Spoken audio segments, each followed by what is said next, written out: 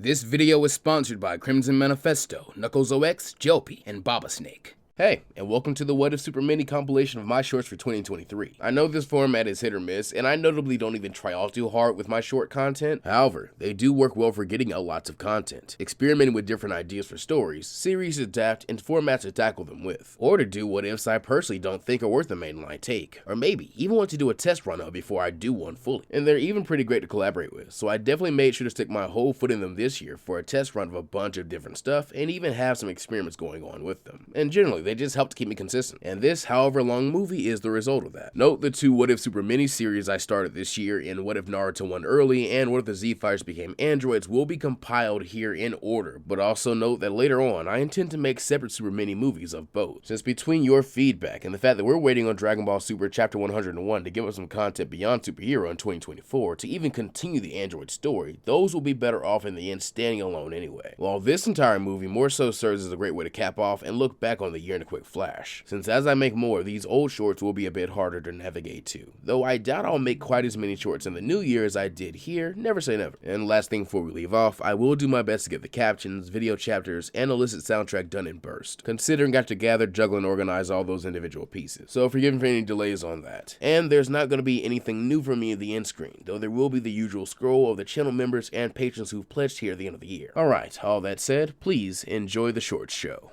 If the Z-Fighters always trained together, they'd very obviously always be stronger and better prepared. We often downplay the potential of the humans, but from the beginning, they've always been able to keep themselves at the very least relevant. Everyone but Chaozu even surpassing Mecha Frieza in only 3 years' time for the androids. Beyond this, they always get better results from the group training than Goku gets on his own. I could easily see Krillin traveling the world with Goku in prep for the 22nd World Tournament and both getting almost twice as strong, and this trend continuing. As when Tenshin, Han, and Chaozu join the group, they can all engage in Kami's training early. This could then in turn lead to Piccolo turning good earlier, and a similar trend keeping up as the weaker fighters develop perfect teamwork and tactics like giving their energy to Goku for temporary boosts, for example. By the time Raditz arrives, I could see Krillin alone being so tough that the Saiyan gives up out of cowardice and also joining the group, leading to another tough fighter to make the group training better. Just imagine how powerful a perpetual cycle like this would be, even if it would be pretty boring and predictable. When Vegeta joins up, if they're able to get him involved, I see the remaining villains having a really tough time, because if Trunks were just like Vegeta, he'd need to be conceived on Namek so he'd be a little closer to Gohan's age. After the defeat of Frieza at the hands of Goku, Vegeta decides to take his baby up into space with him for training, as his father once did for them, giving the former prince and his darling baby boy some much needed quality time together. As a father-son road trip across the galaxy begins, leading to the remaining Frieza Force soldiers, Elec and the Heaters, and the Assassin and Bounty Hunter Guild all being destroyed in their wake, leaving no question of the Neo-Saiyan Empire's dominance,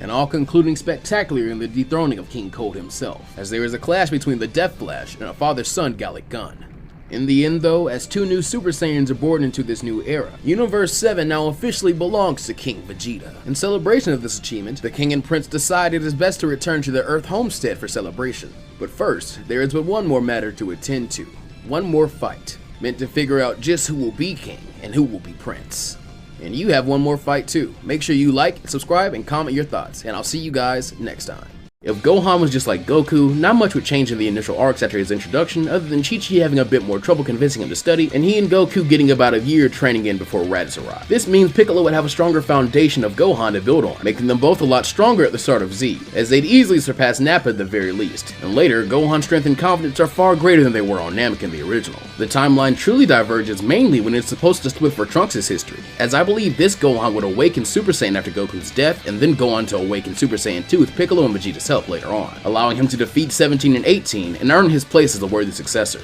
A desperate Cell would fall soon after, and as the Z-Fighters as a group raised Trunks as their next prodigy, while all chasing after and competing with Gohan, the son of Son Goku would continue pushing his limits, likely meeting a girl and having a future version of Pan, possibly even overcoming the living body barrier to Super Saiyan 3 by the time Babidi and Dabura roll up. And as I believe Gohan will work to master the form, it gives him the power to full-on defeat Majin Buu in a straight-on fight, but unlike Goku, he has no intention of passing this off to the next generation. If Piccolo fused with all of Namek after their revival, he, to say the least, would have been a match for Frieza. I really like this one because it was extremely possible. No one would really be nervous because after Nail, every fused Namekian would only make Piccolo more of a good guy anyway. Plus, he's already has Gohan to vouch for him, so Dende could just make the wish. Scaling wise, let's play it simple and say every Namekian would give about a 10 times boost. King Kai said there were about 100, so we'd be looking to 1,000 times boost to his 1 million plus power level. At 1 billion, Piccolo would not only remain relevant long before combining with Kami, he'd maybe even end up pushing Goku and Gohan to not only discover the other 3 grades of Super Saiyan, but also to fully become Super Saiyan 2s during their training for the androids. Though based on how timelines work, there may not have to be a split here, since Piccolo would also be a match for the future versions of 17 and 18. Regardless, with a Super Saiyan training partner and Goku having no reason not to teach Gohan Super Saiyan early since their 3rd training partner is already fairly ahead of them, most of Dragon Ball after Frieza wouldn't really look the same, since Piccolo would also be getting some really great gains. If Chaozu became a Saiyan, it'd number 1 be done as a small fix, since in my mainline story What If the Human Z Fighters became Saiyans, characters like Roshi, Chaozu, and Yajirobe sadly got left out of the fun. Number 2, I'd set it as the classic Wish on the Dragon Balls method, yet done sometime after King Piccolo's defeat and Chaozu's revival and worldwide training with Ten Shinhan and the other Z Fighters.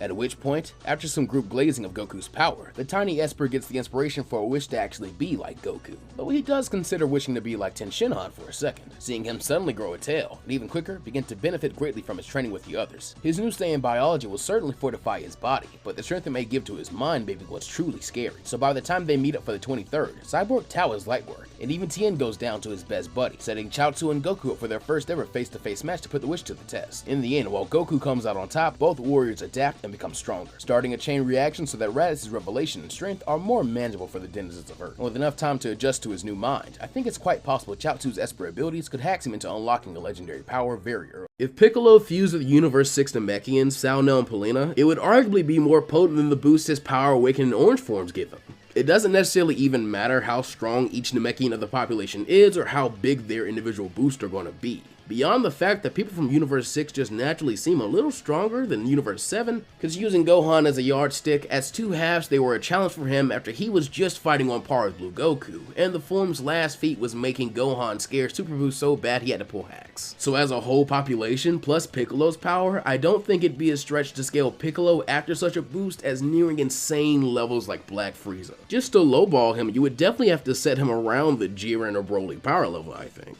Beyond all this, as touched on in the finale of my Piccolo Turned Good Early series, which you should go watch, the healing factor on a monster like this would be nightmarish. And most certainly if he still has his potential unlocked, seeing as how insanely strong that is, let alone the orange form on top of it. All in all, well deserved, Piccolo. If Yajirobe became a Saiyan, as cliche as it may seem, I think it would be to receive the benefits of their ravenous appetites, allowing him an even greedier gut to travel and enjoy the various amazing dishes of the earth with, done sometime after the King Piccolo fiasco before he truly gets hooked on Senzu Bean, collecting the Dragon Balls and wishing to be like Goku. Unknowingly, this also gives the Ronin a subconscious drive to train his body and swordsmanship hard to burn off his calories. So with his regular potential now amped with Saiyan cells, I believe in the 3-year time skip he'd grow strong enough to not only defeat the disguised Kami, but Yamcha and even Piccolo Jr. as well, resulting in our finals match with Goku that the real Saiyan wins mostly because Yajirobe is actually unarmed, and by this point finally gassing out. However, more importantly, now that he's taken Goku's current goal of beating Piccolo Jr., I think during the time skip, both Yajirobe and Goku would be training hard for an inevitable rematch, one that would be no holds barred. So for the time skip to Z, they'd both be training really hard, even seeing the foe Saiyan present at Roshi's for Raditz's arrival, getting in on the fun. So Goku may not die, in which case, in preparation for the rest of the Saiyans, I could see Goku and Yajirobe entering the time chamber together, and actually change the timeline even more drastically from there. If Piccolo obtained his power awakened in orange forms early, he'd definitely be more relevant through the series. I think the earliest point you could have so happen logically should be Buu Saga, as it's when the Elder Kai form of potential unlock was first introduced.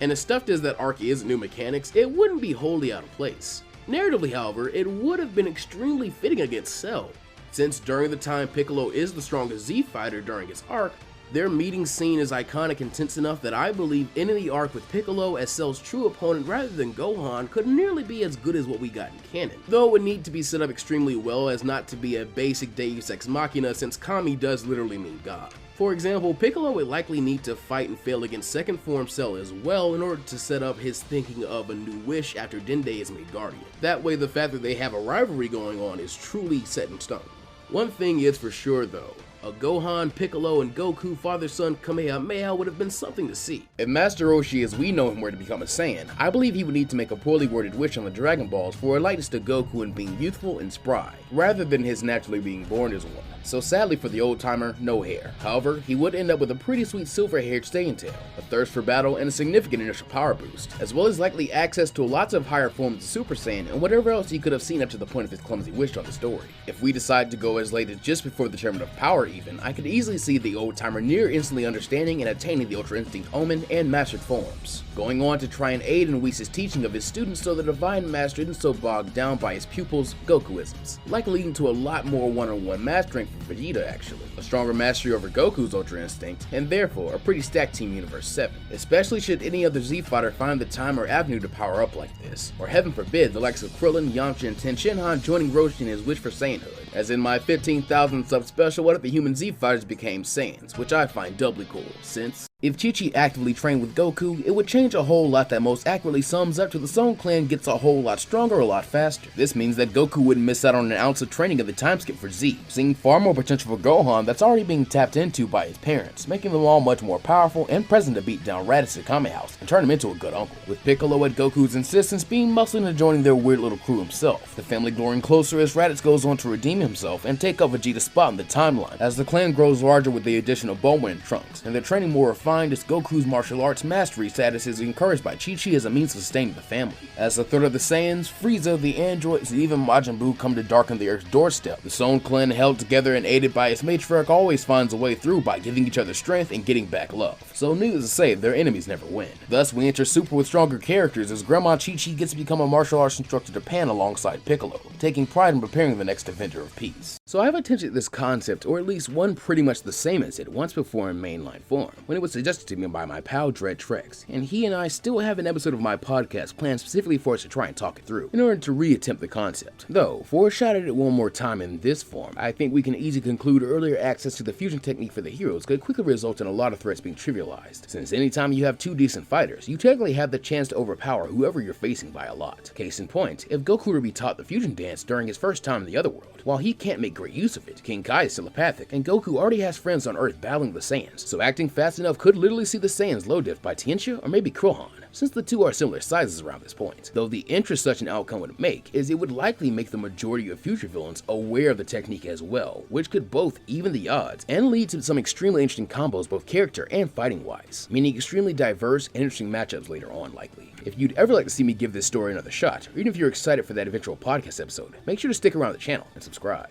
I admit it is a simple Super Mini, but if Vegeta stepped in to train Gohan during the time skip, it would likely have idealized a lot of the Buu saga. The thing is, Vegeta is an assertive and balanced enough influence that I think he could keep Gohan on top of himself, at least not to slack off completely, especially since this is a hint of Vegeta's character we see in canon while Gohan is getting his Saiyaman costume made. Plus, I think it could be argued Vegeta and Gohan have a bond that not even he and Piccolo share. Here, the Prince of the Rod of his Golden Kakarot makes sure that Gohan is continuing to represent the Saiyans well, keeping him on top of things along with Piccolo, who would greatly appreciate his help in this endeavor. Seeing these two very much alike characters actually making their own bond of the downtime, and quite possibly picking up their slack by becoming training partners of their own, beginning a cycle where Gohan's growth continues to be guided properly, and Goku seeing this up another world will get some assurance everything will be okay, as well as some motivation. This will likely all culminate around the time Gohan's growth spurt comes, as with it, he could overcome the hurdle to be a Super Saiyan 3 with a living body, while in turn, the likes of Goten and Trunks would more than likely do whatever they can to also get involved. So in this world, Goku can truly devote himself completely to Ascension in the next world. It's a majorly popular what if that you've doubtlessly seen done by a ton of people, for a reason, because giving Goku, or really any character in earlier arcs of Dragon Ball, access to the Kaioken, or really even just very minor abilities that can amplify one's strength, can lead to very drastic changes in the timeline. Hell, just introducing the ability to fly and sense ki changes a lot earlier in the timeline. For example, if Kame were to be particularly worried during his preparation of Goku to take on Piccolo Jr., you could possibly see that desperation drive him into endeavoring to see Goku trainer to King Kai a lot earlier as an extra insurance policy, meaning a lot of characters who could benefit from learning of the technique get exposed to it a lot earlier on, and could thus increase their chances of upping their game later on as well. While for Goku, he'd be in reception of far easier and earlier Zenkai boosts, as well as the fact that the Gohan conceived in this universe would have a great deal more potential than canon. This in general, for any story, is also partially why the concept of simply shifting around the timing of events can make for such seemingly simple, yet complex and interesting what ifs, since even the tiniest ripple can become a world-shattering tidal wave depending on where in the stream of time it originates.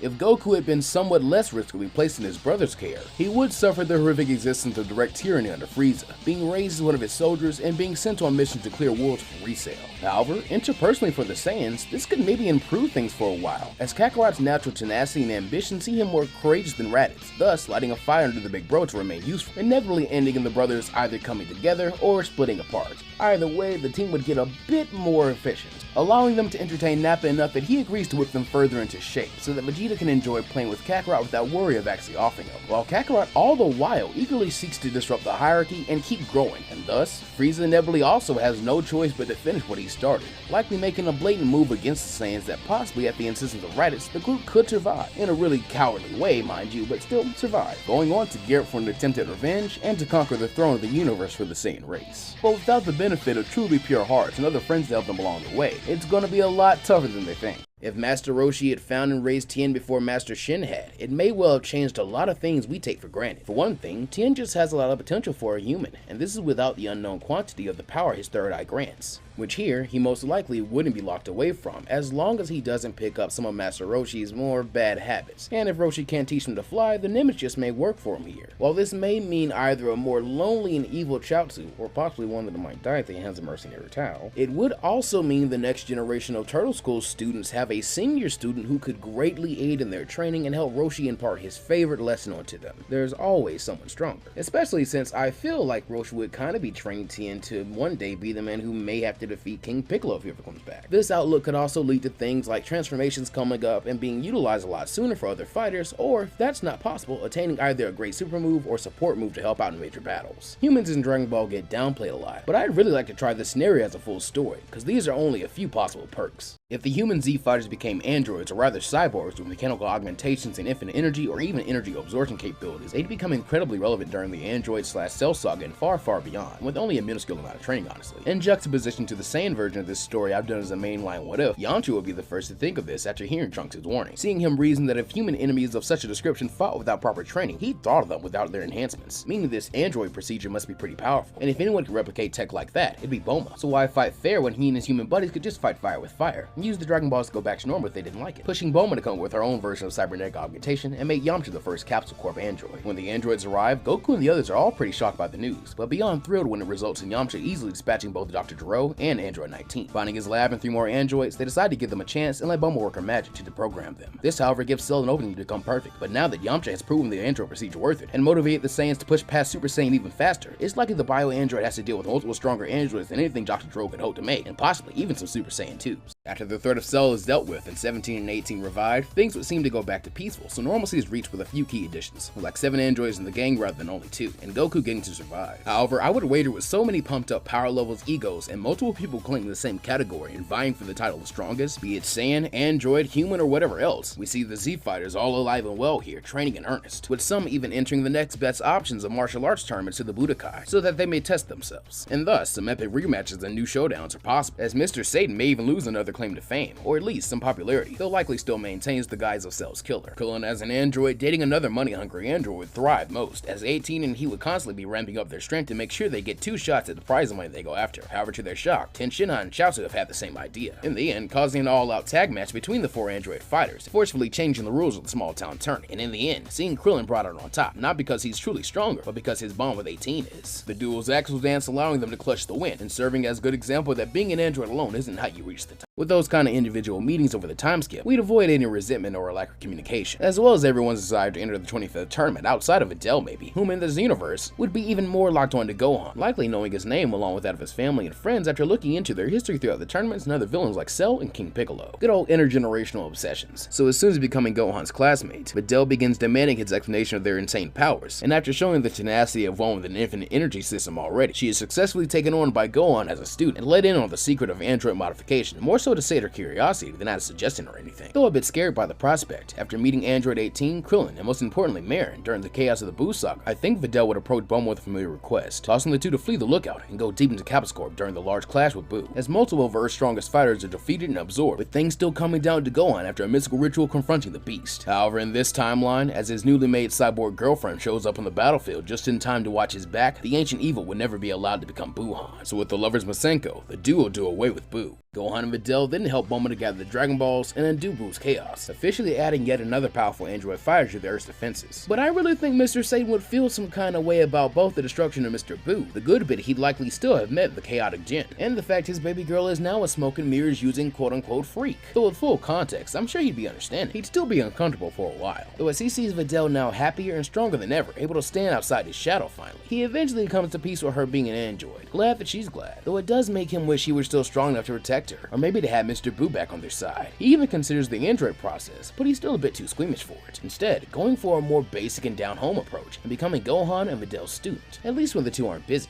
That's when they pass him off to Piccolo, since that gives him a window into how to get his friend back, as he's met with the task of impressing and convincing Piccolo to allow him to collect the Dragon Balls and revive Boo. Something I think even with greater strength, he'd have a lot of trouble with, at least for now. Piccolo only being convinced into at least considering it, and seeing Hercule prove himself more than just talk, he may just relent one day. Now that an android has practically joined his family already, Goku is more than happy to welcome Videl into the Stone Clan, almost convinced to pester Chi-Chi into becoming an android as well so she could be his sparring buddy again, and have the energy to make even bigger dinners. Thus, as the time after Boo rolls around, Goku is also more than happy to be around the house to train with his boys and Videl, eventually, even getting Chi-Chi into the mix to at least train, as it's decided the family's money troubles will be solved by opening up a dojo together, where Hercule continues to train in secret. And just in time, his wedding bells now ring. A few years later, as everyone meets back up once again for Bulma's birthday, Lord Beerus has no reason to go to King Kai's world, as Goku and the other Saiyans are happily glued to Earth these days, and so he finds the planet a much more intriguing one, as even without godly ki, the Saiyans and cybernetically enhanced humans are powerful enough to keep the cat entertained. And with Videl's announcement of her and Gohan's child during the Super Saiyan God Ritual, Whis actually advises his lord to return to this planet rather soon, taking a keen interest in the future of this child even before any God ki has been released. So the Super era, the Z Fighters are set to take it on more than ever, as Goku goes on to give Beerus a far better fight earning his affection, and title of his newest arch rival. From here, more than just Goku and Vegeta will be invited to train with Whis, since most if not all the androids have continued to train and grow incredibly strong at a pace that has pushed the Saiyans far harder than the canon. Thus, as things are a lot louder, Beerus is awoken earlier to join in on the fun, seeing a visit from his brother Champa lead to a larger tournament of destroyers, where the likes of Caulifla, Kale, and a Namekian warrior are introduced earlier on to take on the Whis-trained team of Goku, Vegeta, Gohan, Krillin, Tien, Yamcha, Piccolo, and surprisingly Videl, as Whis was more than happy to magic her through the birth of Pan and thus get her back into training early enough so the baby can witness her parents break their limits in a battle with another universe. This being after the missing out on beating down and resurrected Frieza. Thanks to these all being fighters Whis took a keen interest in due to their backgrounds as well as their power, the 7th blows through the competition, leading to Lord Zeno also being intrigued to have a possibly larger tournament than even this. At the same time, Yamcha thinks it's time they consider having Bulma try to tune up everyone's enhancements based on all the powerful new opponents they've met, hopefully even invent some cool new tricks like some of the ones Warriors in the 6th half, meaning another guaranteed upcoming power boost. How about a short dedicated to talking about some of the cool gimmick powers the android Z Fighters could have? After this, the Black Saga would begin. However, I believe another major change would come from Trunks, as after his experience in the present timeline, and losing Kibito and Shin pinning his train with the Z-Sword, he'd end up desperately asking his mother for an android enhancement himself, rather than focusing on another trip to the future. With this easier to pull off scientific feat and sacrifice possibly inspiring others in the Resistance to do the same, especially after Future Mod for sure goes through it to better fight alongside Trunks. At that point, with a training partner whose energy also can't be sensed, and memories of the hella synchronicity of 17 and 18 to guide them, Trunks and Mai could become one of the greatest fighting duos the multiverse has ever seen. Thus, inevitably, Goku Black and Zamasu are toppled by the hybrid of Saiyan pride with relentless human technology, without the heroes of the main timeline even learning about the incident, and leaving Trunks' timeline fully intact and all the better for it. Preoccupying our heroes in the main timeline, however, is Hercule's eventual okay to revive Mr. Boo from Piccolo, impressed and convinced by both him and Videl after so long a part of the group. But how strong do you think a Saiyan android would be, much less one who's achieved power beyond Super Saiyan? Though they receive some extra downtime for training and Bulma's upcoming upgrades, it ends up being necessary, as even though there is only one Zeno in this universe, he still saw a big tournament, and thus asked for each universe to supply 15 fighters. The 7th currently boasts a team of Goku, Vegeta, Gohan, Piccolo, Krillin, Tien Shinhan, Yamcha, Capsule Corp upgraded androids 16, 17, and 18, Videl, Chaozu, and even Mr. Satan having to fill in for Boo having fell asleep, and Roshi are brought into the fold out of desperation, with the once again resurrected Frieza being the last member of the team. Even with these beefier odds, with so many of Team Universe 7 unable to tire and working together so well, they actually won with a bit more ease than they did in canon, despite our numbers disadvantage, since most universes would still likely gun for them, leading to Frieza being fully revived and allowed to go free, as the Earthlings return to celebrate their win and continue their own progress as the conflict with Broly quickly comes up as well, and sees the brutish Saiyan actually able to be subdued and calmed by Goku and Vegeta without fusion, being leaps and bounds beyond their canon selves at this point. Thus, yet another friendly Saiyan joins the fold and benefits from training with the Z-Fighters and their many android members. So the next big battle, even if Frieza decides to pull back up, they'll be well, if not overly prepared. As the threat of Moro makes itself known, we likely have a freshly revived Boo to use against him, yes, but more importantly, with so many androids Moro can draw energy out of, we'd probably be okay if the big guy wants to take a nap, since I could easily imagine the grouping of 17, 18, 16, Krillin, Yamcha, Tien, and Videl just easily working the GOAT and his army in an eerily similar way to the way future Gohan got it, especially after they hear of Goku and Vegeta being defeated and having the energy drained. Hell, even Master Roshi and Hercule are finally willing to get enhanced, if at least temporarily, joining in on the fun fully, since this sounds a bit too much like the evils of King Piccolo and Cell to them, and they they were just the weakest members of their team at the TOP. Now as the technical latest models, they might be the strongest. All of these fighters being pretty straightforward and serious, they likely would spare this even ancient or evil very little mercy, and thus he very well may fall before the rematch of the Pure Saiyans could even be held, leading into the Granola of the Survivor arc. However, the specification of strongest in the universe becomes much more intense than in canon as well, and thus Goku and Vegeta get to make up for the lost battle, the bounty hunter pushing them further than they thought possible, and even further upon the advent of gas. However, when Frieza arrives, he still easily redefines the term strongest. Pinning this, Goku and Vegeta take Broly and his crew as well as Granola and Monaito with them for safety to shore up on Beerus's planet, going into hardcore group training to counter the gains Frieza has made, as they speculate that he too may have some hidden cybernetic augmentation backing his training. Meanwhile on Earth, the likes of Goten, Trunks, and Pan begin attending high school and preschool respectively. At the same time, another noteworthy descendant has made a milestone as he tracks down Dr. Gero's lab and comes upon something interesting, the undisturbed and nearly complete gestating form of the present-day cell. Studying and experimenting on his grandfather's work, he's able to reprogram him, making him something in between the first of his own creations and an inherited refurbishing job. Dubbing the heroic insectoid bioandroid powered up from beyond Gero's wildest dreams and freed of his basic predatory instincts, Common Cell, with the Bugman going on to be the cornerstone of Hedo's operation, and even having friendly clashes with the likes of the mysterious new heroes Saiyaman X1 and 2, as they begin trying to track him down and figure out the mystery behind his creation along with Krillin and the police. This culminates in a final battle where Common Cell gives himself up in order to allow the Doctor to escape with his research. However, as the anti-hero Bugman is far too strong to be held in a regular prison, the duo decide to take him to Piccolo to figure out what to do. Piccolo figures since the boy is vouched for Common Cell and he doesn't have evil in his aura, he may as well simply keep an eye on him, and thus the wannabe superhero begins to live with him and even begins to help out with Pan's training when Piccolo is forced to pick her up or babysitter. However, when one day he can no longer feel the Doctor's key and Piccolo and Dende fail to locate him, insisting they have to look for the naive scientist and prepare to save him. To this extent, I think Piccolo would relish the excuse to keep Gohan in shape,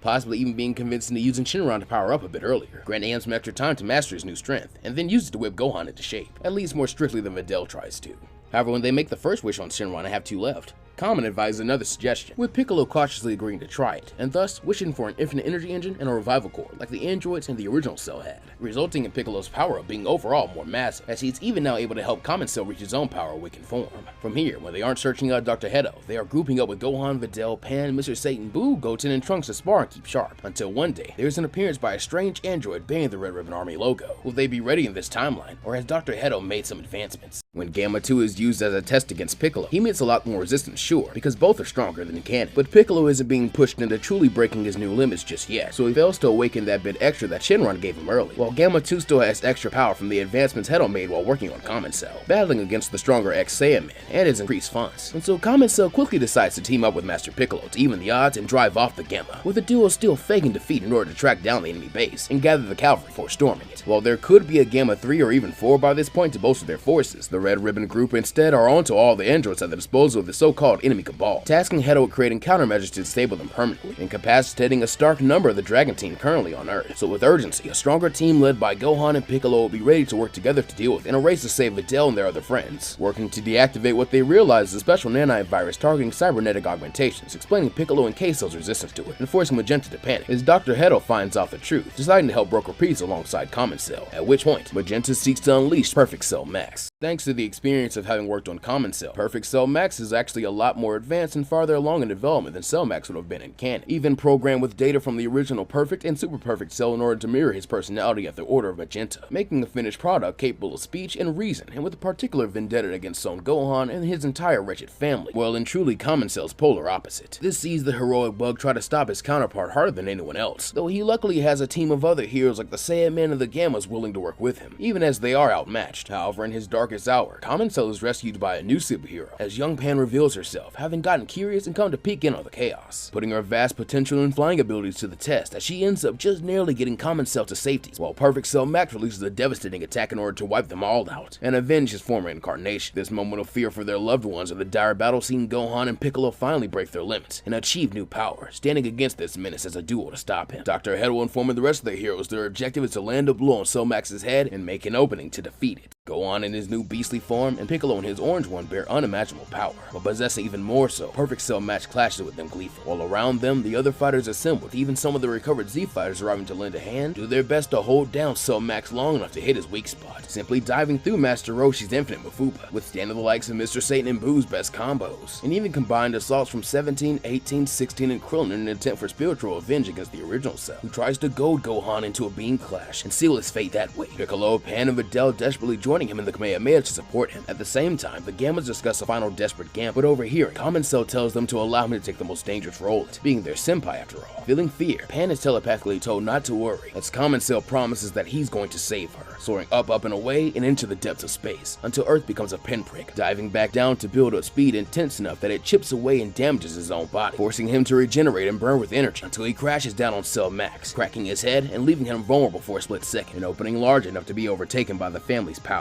If this crossover happened, it would almost feel like something we are nearly owed, since these stories are basically shown in action series at their core and share a lot. Like Supersonic may precede the Super Saiyan form by a little bit, but I certainly think that Super Saiyan expands on the core concept in an interesting way to elevate the vague inspo. Beyond that, with things like multiversal tournaments and universes like number 9, which already primarily featured gimmick-based anthro warrior, animal, beastman, werewolf things, I don't think full-on smacking some direct analog kind of characters you have from Sonic and the TOP for a fun gag intro of Dragon Ball at the very least would be that hard of a stretch, especially if you use some of the strong continuities to make the scaling not so hard on yourself. Like imagine Vegeta and Goku training Shadow and Sonic to give them the best fight possible, or Knuckles' guardian, hot-headed big brother nature seeing him back a self-conscious tail wanting to prove himself a capable warrior once again as they face off against the perfect combo of Piccolo and Son Gohan. I can do this all day because there are just so many cool what-if battles you could have, like Blaze vs Kefla or Android 18 even. It just goes to show. If the original Team Sonic grew up together, it would be intriguing because each would have drastically different impacts on one another, and of course the world or worlds around them. As for one thing, if their place of growth is not Angel Island, in order to accommodate Knuckles' guardianship, then a different figure would need to fill the position, and vice versa if they do grow up there, as a trio of Guardians of the Master Emerald, the inherently more intriguing option in my opinion. Then we would have great setups like Knuckles getting to duke it out and spar with his adopted brothers frequently, seeing him helped a bit with his anger, while also being influenced to lighten up and rely on that strong mind of his more often, while Tails could still very much find ways to make the most of his environment with non-traditional technology, as well as the benefits this version would have from always having Sonic and Knuckles around to build his confidence. And Sonic would simply be far ahead of his canon variant in terms of raw power, since he'll have two now equals pushing his back to speed him up past the limit from the word go. And this is all without factoring in what Sonic's affinity to chaos energy, Tails' intellect, and Knuckles' connection to the Master Emerald could unlock in the trio, possibly making them so powerful it wouldn't even matter if Eggman or anyone else had a head start on world domination before they reached Angel Island, because they would definitely be stopped by this Team Sonic.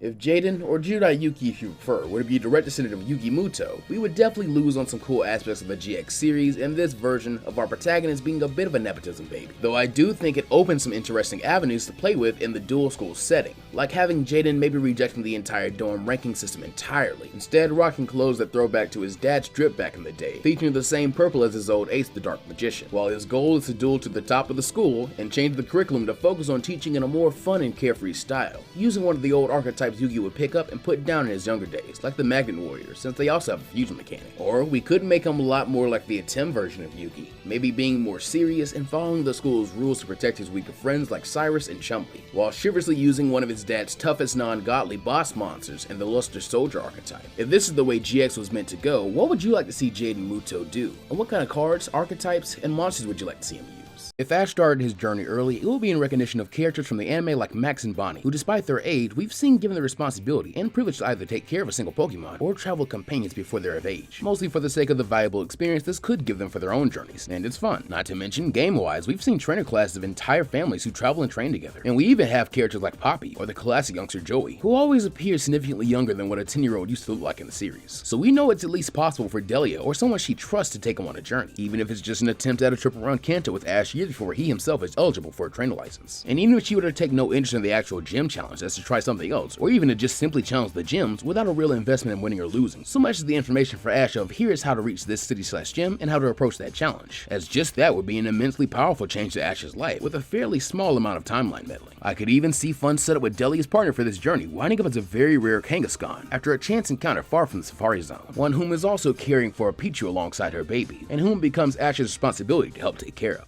I was born in the year 2000, so I actually didn't end up playing through a Kanto region game until Gen 3, and lots of people don't actually count Fire Red or Leaf Green since this is not truly Gen 1, though the experience is what matters here, specifically my experience forming a team of Pokemon from the Kanto region. Still, this was about the point in time I got to my contrarian position that the starters, while cool Pokemon, form very basic and samey team comps that match up easily with other people's. So for kind of my official team playthroughs, I stopped using them. Also, I know this team may be below average for type coverage, but from a Gen 1 perspective it's still pretty solid, and it even has the strongest Gen 1 Mon and Toros on it. Besides, Red's in-game team from the Johto games is also below average, so it's pretty relative. This is why in Kanto I decided to make a male Nidoran my starter, who I named Emperor. My next team member was a Mankey named Uzaru, then next came a Growlithe by the name of Samson. From the Power Plant I got my Electabuzz Bagura. From the Safari Zone I got my Tauros Dozer, and from Celadon my all-time favorite evolution and Vaporeon named Misty. And no, not my favorite for the reason you degenerates are thinking of. My first playthrough of Johto actually wasn't in Gen 4. I got lucky enough to have the opportunity to play Crystal version, since an even older cousin, the one who gave me my Game Boy Advance, had grown out of their Game Boy Color. In a local game store I had it for mega cheap, and I was pretty bored after my first playthrough of Ruby, with Gen 4 on the way and me saving them for a DS. That said, I really don't exactly remember the true first team I had, but I can discuss my ideal one. Johto is pretty much just Kanto DLC, so the limited Mon pool did necessitate me accepting and using my starter type Flosion throughout the journey, whom I of course named Krakatoa. While I really liked Noctowl due to Ash's shiny one, I ended up becoming rather endeared to a Murkrow named Haas. And while at it, since I had already be returned to Kanto at some point, in this context, I basically pull out my would-be Kanto starter in a Bulbasaur from the PC, who would finally get the training he deserves to become a mighty Venusaur, which I usually give the name of Hashirama these days. Of course, I wanted a Heracross whom I named Kabuteri. My Granbull Uga was another must-have, even before the fairy typing, and I had myself a Steelix named Lockdown, because I was a big fan of Brock's. Hoenn, my first region and set of games I 100% owned and bought all on my own, at least the cartridges. Regardless, these games have a ton of nostalgia for me, so obviously I was still using starters, and this was even when I wasn't really nicknaming, just cause I hadn't really developed much of a personality at that point. Not that there's anything wrong with not naming your Mons, it's just a little bit plain. Trico was of course my first starter and Pokemon ever, and fitting of that kind of first mate status, I usually give these guys names based off Zoro from One Piece, only Giri being a very popular one for me versus just naming them outright Zoro.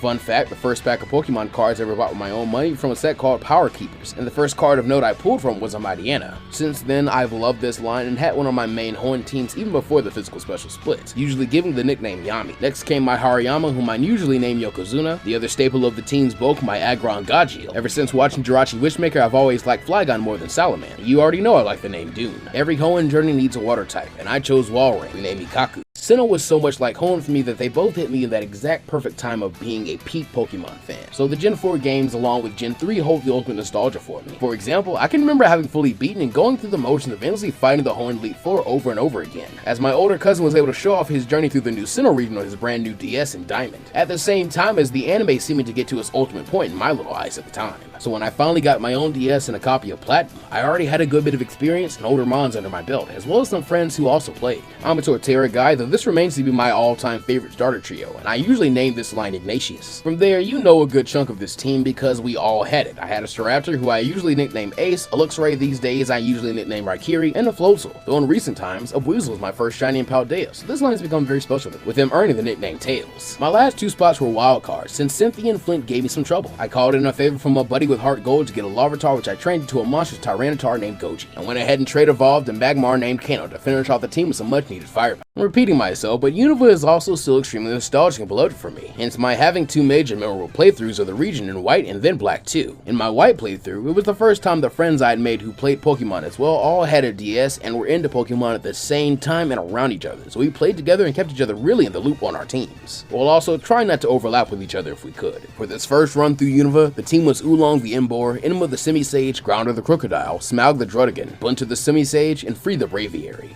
However, my Black 2 run was far more solo and intimate, and was also one of the first times I embraced using older Mons I had never played with in a new region before. My ultimate team turning out to be Musashi the Samurott, Weave the Leavanny, Pride the Unpheasant, Wrath the Haxorus, Sentry the Claydol, and Bert the Sock, giving me both great teams for a main run and the victory lap of the region 2 years later, while I would go on to play this entire generation and its post games ad nauseum. And fun fact, even began to feel a little bit of Pokemon fatigue as the formula for the first time at this point was beginning to get a bit stale for me. X and Y, Gen 6, Kalos came out, and needless to say, it shook that lethargy I had towards the series growing right off of me. Being the first generation of games, I actively went out of the way to get more than one copy of for the multiple simultaneous playthroughs and completionist purposes like a true superfan would. Going with a more explorative of the region as a whole vibe and less mainstream mons with my Y playthrough, and a super indulgent X playthrough using all the badass main character mainstream mons my boy Ash had gotten loaded up with. Seeing the ad, Wyvern the Noivern, King the Tyrantrum, Bancho the Pangoro, Sidorak the Chestnut, Caliburn the Aegislash, Queen the Auroras, Strider the Go-Goat, Gamakichi the Greninja, and Igneo the Charizard to my collection.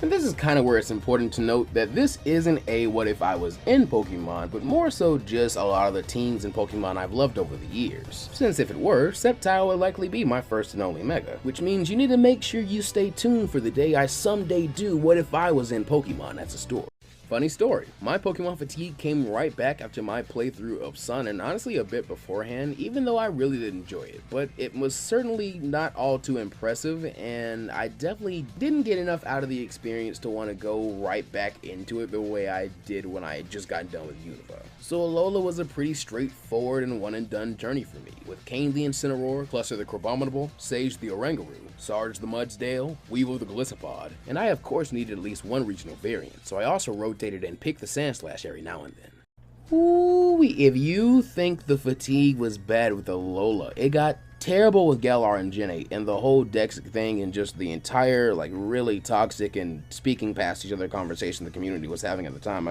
I didn't really like it and I kind of checked out. So I actually did not buy or play either Sword or Shield and still have really no major intentions to do so anytime soon. Maybe you guys can convince me into doing so on the gaming channel I've been cooking up hypothetically, since I could at the very least be open to doing a normal playthrough or Nuzlocke for you guys since the game is now in a finished state. You know, not too many good reasons not to play it anymore than just for the memes. Also, I'm really not too big a fan of how this starter trio turned out, so I'm actually going to put another constraint on myself and go with the team of Punk the Toxtricity, High Key of course, Rodon the Colossal, Shrek the Grimmsnarl, a Dracovich just named Dracovich because Journey somehow endeared me to this thing, Dr. Wily the Orbeetle, and of course Nightwing the Corviknight. I had such high hopes for Paldea and Gen 9 and thought, hey, since I skipped a region and generation and saved my money, why not indulge and reward Game Freak for seemingly listening to the community's feedback after Gen 8? And as if cosmically written irony, the games came out and were very undercooked. Though thankfully, I've had a pretty glitchless run throughout the region and my journey, and can still very much see the foundation of what will someday be the greatest Pokemon game ever somewhere buried deep within this. I did indeed double down, once again buying a copy of both Scarlet and Violet with the plan originally to make my Scarlet run my first and main run to do something I'd never done but always wanted to do. Play classic Ash Ketchum / Red style and use all 3 starters. So yes, I sat through that opening section of the games 2 extra times just to trade over my Mons for my main run. But in the end, I loved my journey with Banderas the Meowscarada, Scoville the Sculladirge, Vogue the Quaquaval, Buttercup the Tinkaton, Storm the Kilowattrel, and Tag the Grafaiai. And we'll see about that Violet playthrough sometime in the future. If Asta was a Pokemon trainer, I believe he'd form a strong and cool enough team that would be worthy of supporting him on his journey to becoming the Wizard King. Or in this case, a Pokemon Master I suppose, since a title like Pyramid King isn't prestigious enough for the limits this kid is gonna break. Many of his teammates symbolizing something, or meaning as a representation of one of his allies. First up, his starter should be a Honage that becomes an Aegislash. Obvious choice is obvious, though it is a perfect homage to Kruger, Yami, and Conrad. Next, a regular Paldean Tauros. Though it may seem kinda boring, it's tenacious and gutsy, and the perfect symbol of the Black Bulls, an underdog like Asta. A Pyroar would make a perfect callback to his friends and mentor Mereoleon in the Crimson Lion King. A Gyarados and Swallow would do the same, as references to Noelle and Nero, as 2 of his most important squad mates. And finally, something he'd catch late into his journey, Hoopa, a Pokemon that in a strong way references back to his hidden power, as Gens or Genie are kinda one of the most family-friendly ways one can reference a devil. And Hoopa certainly has a devilish duality fitting for Asta to master, as such a feat would mirror the actions of some of the greatest Wizard Kings. And it does kinda work for both the forms that we see Lee presented in, scary and cute. If Yuno was a Pokemon trainer, his luck and charisma would allow him to form a team of rare and powerful Pokemon, getting the opportunity for things like multiple encounters with legendary Pokemon, since he does have access to 2 types of powerful magic after all. He's literally just built that different. Through this, I could see him starting with something seemingly boring and humble though, such as a Starly, as a reference to its orphan heritage and wind magic. It also becomes a rather striking bird worthy of an anime rival. Plus, Swift White Hawk is one of his favorite and earliest spells. Metagross and Torterra act as great references to his friends and mentor in the Golden Dawn, like Klaus, Mimosa, and Vengeance. and Pokemon like Ribombee, Jirachi, and Celebi would act as great references to Sylph as a wind spirit, as well as to his star magic. Some alternatives I considered, however, were mons like the Tapu, since their surge abilities could kinda reference his new Neverland spell, and maybe his Surfetch, since it kinda references Asta, and it uses a shield that looks a bit like the Spirit of Noto's shield. It also technically fits a bit better as a white bird. I obviously had more trouble with Yuno than I did Asta, so let me know how I did and what you disagree with down in the comments below. If Ash Ketchum was in Naruto, you'd have some interesting questions to answer and some fun connections to make for your story. For one thing, animals in Naruto already range from basic cats and dogs to full-blown yokai and alien structures and complexity, so the concept of contracting a Pokemon and shedding a bit of blood and chakra to summon them to your side for help in battle and supplementing your basic shinobi skills isn't too far off from ideas already presented in Pokemon itself. The true question becomes how to utilize Ash's canonical Pokemon for a true blue crossover. At what point in the Naruto-verse is he being dropped in? And how limited is the scale or scope of his ability? For me, I'd make him just like JJK's Fushiguro. Very capable and wily to compensate for a lack of expertise in a building great power. Let's say from around ages 12 to 15 or part 1 Shippuden era, Ash focuses on building contracts with one of the Pokemon he had in the other world that corresponds to one of the 5 basic chakra natures. Infernape for fire, Greninja for water, maybe a contentious pick, but I choose Tora for earth, either Staraptor or Pidgeot for wind, and of course the one and only Pikachu for lightning. If Himawari were Naruto's firstborn, it would drastically change the entirety of Boruto's structure as we currently know it, though we're still too fresh into the 2 blue vortex to really tell at the moment, so be sure to subscribe as not to miss my eventual stab at this story in mainline form. Something we can speculate, however, is that Himawari overall seems to boast a bit more empathy and self-awareness than Boruto did, which would inform a lot of her actions differently. She's also shown to initially have the same or even less interest in shinobi life, despite her frequently shown potential for it. This would give us an MC who's a fun in-between of her parents rather than being an inversion of Naruto and Sasuke, bearing Naruto's ambition, but maybe also a bit of Hinata's anxiety, perhaps enduring the path of shinobi because it's what's expected of her by the world at large, likely even being personally trained by her grandfather and aunt. Seeing her mastering a chakra nature or 2, her Byakugan, and considering she's a female Uzumaki, it's always possible she may also get access to adamantine chains, which all in all would make her an absolutely indispensable target as a vessel for an Otsutsuki. Thus, by the time she meets her new adopted brother in Kawaki, she likely already has the power to protect him, and the patience to help him as best she can. Her destiny at least clear enough to know she will defend her family with ferocity greater than Kurama's. If Naruto's classmates all truly trained together with him from the get-go, it would first off be a lot like that concept I brought up about the theories of Konoha Shinobi training program in a discussion video a long time ago. That's probably going to get rolled into my eventual mainline take of what if Minato survived. And second off, such a thing would lead to the entirety of the Rookie 9, and honestly, in the end, the entirety of the Konoha 12 being a good bit more close-knit and capable themselves. The hardest part would be actively incentivizing them to do so, and that would, without outside influence or extremely significant changes in Naruto's behavior, be very difficult. But the best thing to do may be to just start small, and work with those willing to actually tolerate him at first. Then, as their skills and grades improve, along with Naruto getting generally better at socializing with them and others, it'll then get easier to get others on board. The undeniable benefits quickly being seen in things like Naruto generally knowing the basics better, and his friends getting a really skewed comparison to measure their own chakra capacity, endurance, and creativity against, which could even lead them all to making variations in custom ninjutsu within their Kekkei Genkai and clan techniques, all before they even leave the academy. Just as Naruto could easily be taught a multitude of different variants of the clone jutsu by different parents of his friends to ensure his own graduation and return the favor.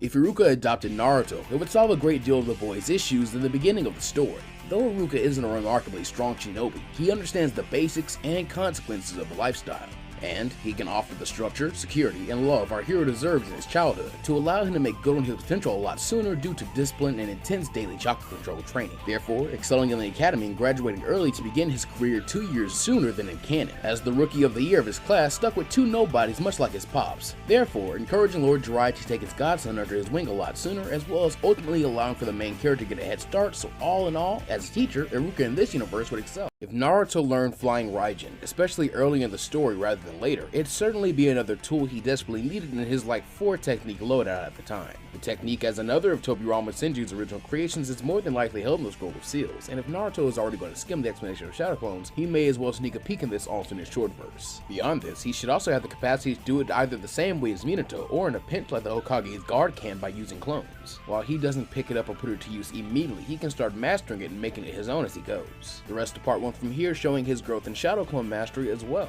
giving us a Naruto who's more focused on his chakra control and fittingly quicker growth, likely receiving more intense training from Jiraiya a lot sooner, which would more than likely allow him to completely negate the concept of the Sasuke retrieval mission, allowing him to focus ultimately on the goal of becoming Hokage as he goes on the training trip for Shippuden. However, with a seal on guard that easily allows Shikaku to be saved, the Akatsuki's mission is slowly ruined as they're picked apart like in most OP Naruto stories. But that's just one way to go. If Naruto had graduated along with Neji's class, even had Lee been there, it's more than likely he'd still end up at dead last, and thus would be teamed with Neji and Tenten under my Guy. And don't feel too sorry for Lee, I'm still not convinced he isn't Guy's love child. And it's not like you can't mentor getting outside your squad, so there's no reason he'd just be left out to rot. What's more, on a team not dominated by Neji, he may be able to shine and carry his nobody teammates. Meanwhile, Naruto will be guaranteed to become a monster in terms of Tai and Buki Jutsu, refining his hands and scrapping ability in constant spars with Neji, and gaining mastery over just about every weapon imaginable, while helping Tenten to collect her tools after target practice using shadow clones. This also means Naruto would gain 1 full year's worth of training and experience before the events of the series proper start, ranking up around 20 D ranks and 11 C ranks worth of missions, and more than likely forming his bond of friendship with Neji, disproving his philosophy far sooner, and making Team Guy truly cohesive, and therefore a lot stronger. Tenten growing and getting more screen time. This timeline may be the scene all getting enter and complete the tuning exams early, while this could also allow Naruto to get more recognition from the village and Sasuke, since he could act as a senior Genin and help him out as well. If Sasuke had somehow unlocked his Mangekyo early, it would have probably been the result of the trauma he faced for Itachi's ruse, doubling up with the conditions it meets, causing Sasuke's Kekkei Genkai to not only be awakened, but honed almost instantly to its apex. So even though all his basic abilities likely get a major boost from this, he would still have to rediscover that he's actually already awakened his eyes. But even this could lead to major timeline changes, as by Orochimaru's ambush and attempt to bestow the curse mark upon him, it's plausible for Sasuke's true power to trigger once again from the killing intent he's being exposed to, quite possibly seeing Orochimaru either beaten back and injured very roughly, or full undefeated, since he's number 1, not going to expect this from Sasuke, and number 2, not really going to be very lethal with him since he still has a use for him, at which point the Konoha crush should be severely crippled if not ruined altogether, more than likely seeing the exams conclude, which Sasuke would then go on to win, since no curse mark means no real roadblocks in his way. Plus he can now receive help from Kakashi about what's going on with his Sharingan. From here, Sasuke could focus on developing a mastery of his true power in the safety of the village, so that when Itachi meets him again, he has a major decision to make, since Sasuke could very well be far long. This one needs a full run. This is only a small bit of what could happen.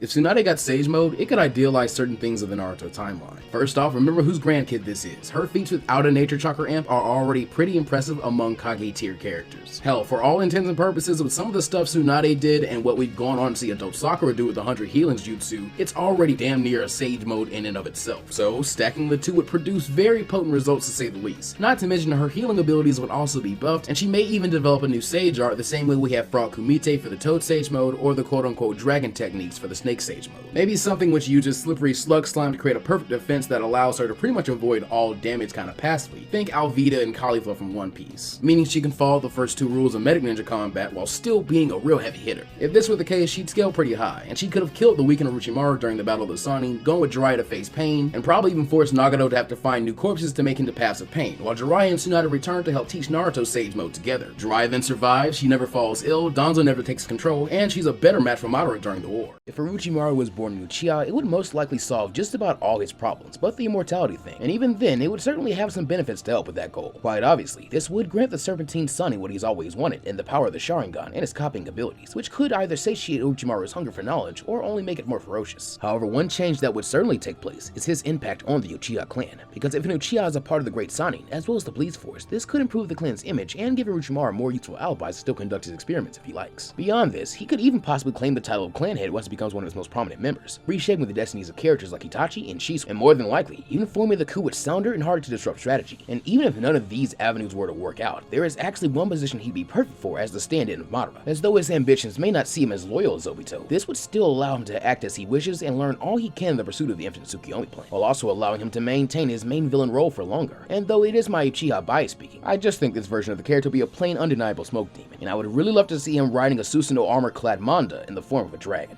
I've already talked about my views on this crossover, but the first and foremost and really fun outcome of such a thing would be a much more powerful Naruto and another Z fighter with a proper surname. To switch it up a bit, I think a cool take would be setting this as a kind of dream adult Naruto could be having currently while in stasis in Kaoki's dimensional prison right now, allowing it to be kind of a training dream arc, where let's say Naruto is reincarnated as a young shinobi from the same village as Ninja Murasaki and meets a young Gohan during his training for the Saiyans a la Piccolo and a couple of my other what ifs, causing Piccolo to take the little demon ninja on, teaching him far more focus and acute control over his natural energy than anything his teachers in his home dimension could, and giving us a strong extra pair of hands who masters and evolves abilities like the multi-form, shape-shifting, misdirection, and powerful ki blast delivered from point-blank range and high-speed blitzes. As with Gohan being this world's Sasuke in a way, he gets himself a great rival who helps out greatly against the likes of Nappa, Vegeta, the Ginyus, Frieza, and even Cell. I suppose the real question becomes what would happen if Sasuke too somehow ended up here, but If the Teenage Mutant Ninja Turtles crossed over with Naruto, it would at minimum be a fun time. Neither series is a stranger to crossover, with both featuring ninja, family, unity, mystical, spiritual, and extraterrestrial or alien elements. They actually mesh a bit better than you'd initially expect. For example, a really easy and believable way you could bring about the core concept of the TMNT into the Naruto-verse would be having Hamato Yoshi and Oroku Saki or Splinter and Predator's lore play out with the latter maybe defeating Splinter instead of outright killing him and being cruel and selling him to Orochimaru as a test subject. And you'd honestly be free to set them as members of any of the 5 great nations or one of the smaller subnations like the Waterfall or Rain, since I think Hanzo and the Shredder would get along really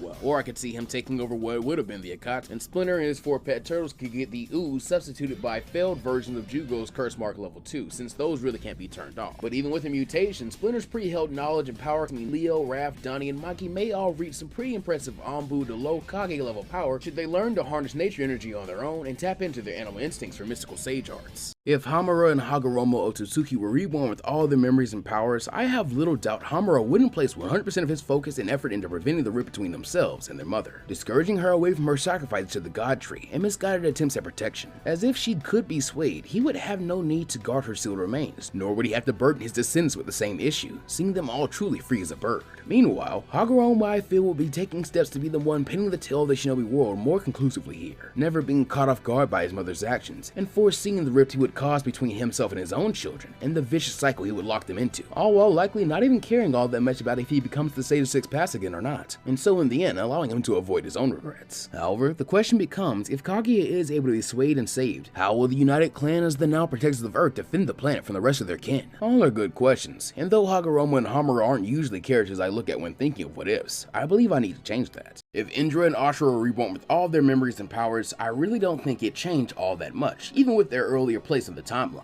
There is simply a lot of information the two lack about the later events of the verse, to even have an opinion on them, much less the inclination to change them drastically. Indra may do something to better the lives of his Uchiha descendants, and Asura may be more to connect with his brother, but outside of this, their increased power and knowledge may just see this be a more violent and tragic sibling rivalry, in so doing showing off the old adage about insanity. However, there is for sure one way this could work out to change things drastically. That being for the two brothers instead to swap positions in this loop, giving them both a chance to see their conflict from the other person's shoes, and operate with both greater insight and strength. And so using these tools in their re-established unity, I believe the duo would never create a cycle of hatred, likely wiping out the threat of Zetsu early as a slimy instigator, and in turn, rejecting their father Hagoromo's view of whom is worthy of being his successor, vowing to inherit his will and accomplish his dream as a family, before leading the shinobi world into a new and never before seen era. If Kurama was reborn with all his memories and powers, it would 100% be suitable for a mainline what if, because there are honestly a bunch of different what ifs all suitable for their own stories tied into the question of what the nine-tailed demon fox would even do with such an opportunity. For one thing, Biju as a concept are by no means new to reforming with their memories and powers intact, but time slipping back to your youngest version of yourself in the timeline with all the power and knowledge and experience you gained in your prior lifetime certainly is new, and opens a myriad of opportunities. For one thing, Kurama is objectively the oldest character I've done this for just yet, meaning he'd have the greatest ability to mold the timeline to something completely unrecognizable to us. Like for instance, he could entreaty his brothers and sisters to combine their powers and become their leader and create an alliance of Biju, maybe even establishing a full-on village for the sake of mythical and regular animals alike, thus protecting the world's wildlife and guiding all living creatures to a higher level, as stewards of the earth, a village hidden in the spirits if you will. He could possibly befriend the likes of the first humans he comes into contact with, and even if he's locked to the events which took place in Naruto's lifetime, this would still allow him to sooner bond with, and maybe even take on a parental role in Naruto's life to pay forward the hatred his friend removed from him. If Madara was reborn with all his memories and powers, it'd be interesting because he'd essentially already have everything he needs to achieve whatever ambitions he wanted to in this life or last. However, from his last moments with Hashirama, I think Madara really did come to the conclusion that his dream was somehow defeated by his rivals, or at the very least, in the end, he was simply happy to be with his best friend. And noting it's incredibly optimistic, I think without remorse in his heart, he would simply play his life out again with the prime decision that he would number one, save Izuna by any means necessary, since he already has all the power he could ever need. And in this lifetime, it'll only grow, making goal number 2, coexisting with or befriending Tobirama to eliminate the Uchiha's curse of hatred himself, a lot harder to accomplish, yet ultimately still possible. And finally, he would wholeheartedly decide to place his faith in Hashirama and that dream he'd seen defeat his, lending his spirit to the will of fire, and helping the shinobi world to instead grow ever closer to that peaceful dream as one of its founders, raising many powerful shinobi and noble-hearted ninja, and seeing harmony more than ever possible, giving him a chance to pass on more than further grief and pain in an attempt to make utopia within dreams, creating it here in reality, with all those precious to him remaining by his side. If Hashirama Senju were reborn with all his memories and powers, much like Madara, I believe a great deal of his choices would already be made. This second incarnation seeing him make a priority of doing all he can to avoid that painful day in the Valley of the End, keeping his best friend by his side, and eventually sparing the shinobi world from another needless war later on. The extra power and ability to far surpass his previous self would certainly help. All the knowledge he had of what took place in history even past his death would be an even greater asset, allowing him to much more quickly take control of the Senju clan, to reach peace with the Uchiha, to put an abrupt stop to Tobirama's prejudice, even if it requires force, and going even further in his attempts to have peace relations with other nations and balance the power scale between them, whether they are considered great or small. In a way, doing a ton to accomplish what generations after him would struggle to do until the era of the 6th and 7th Hokage.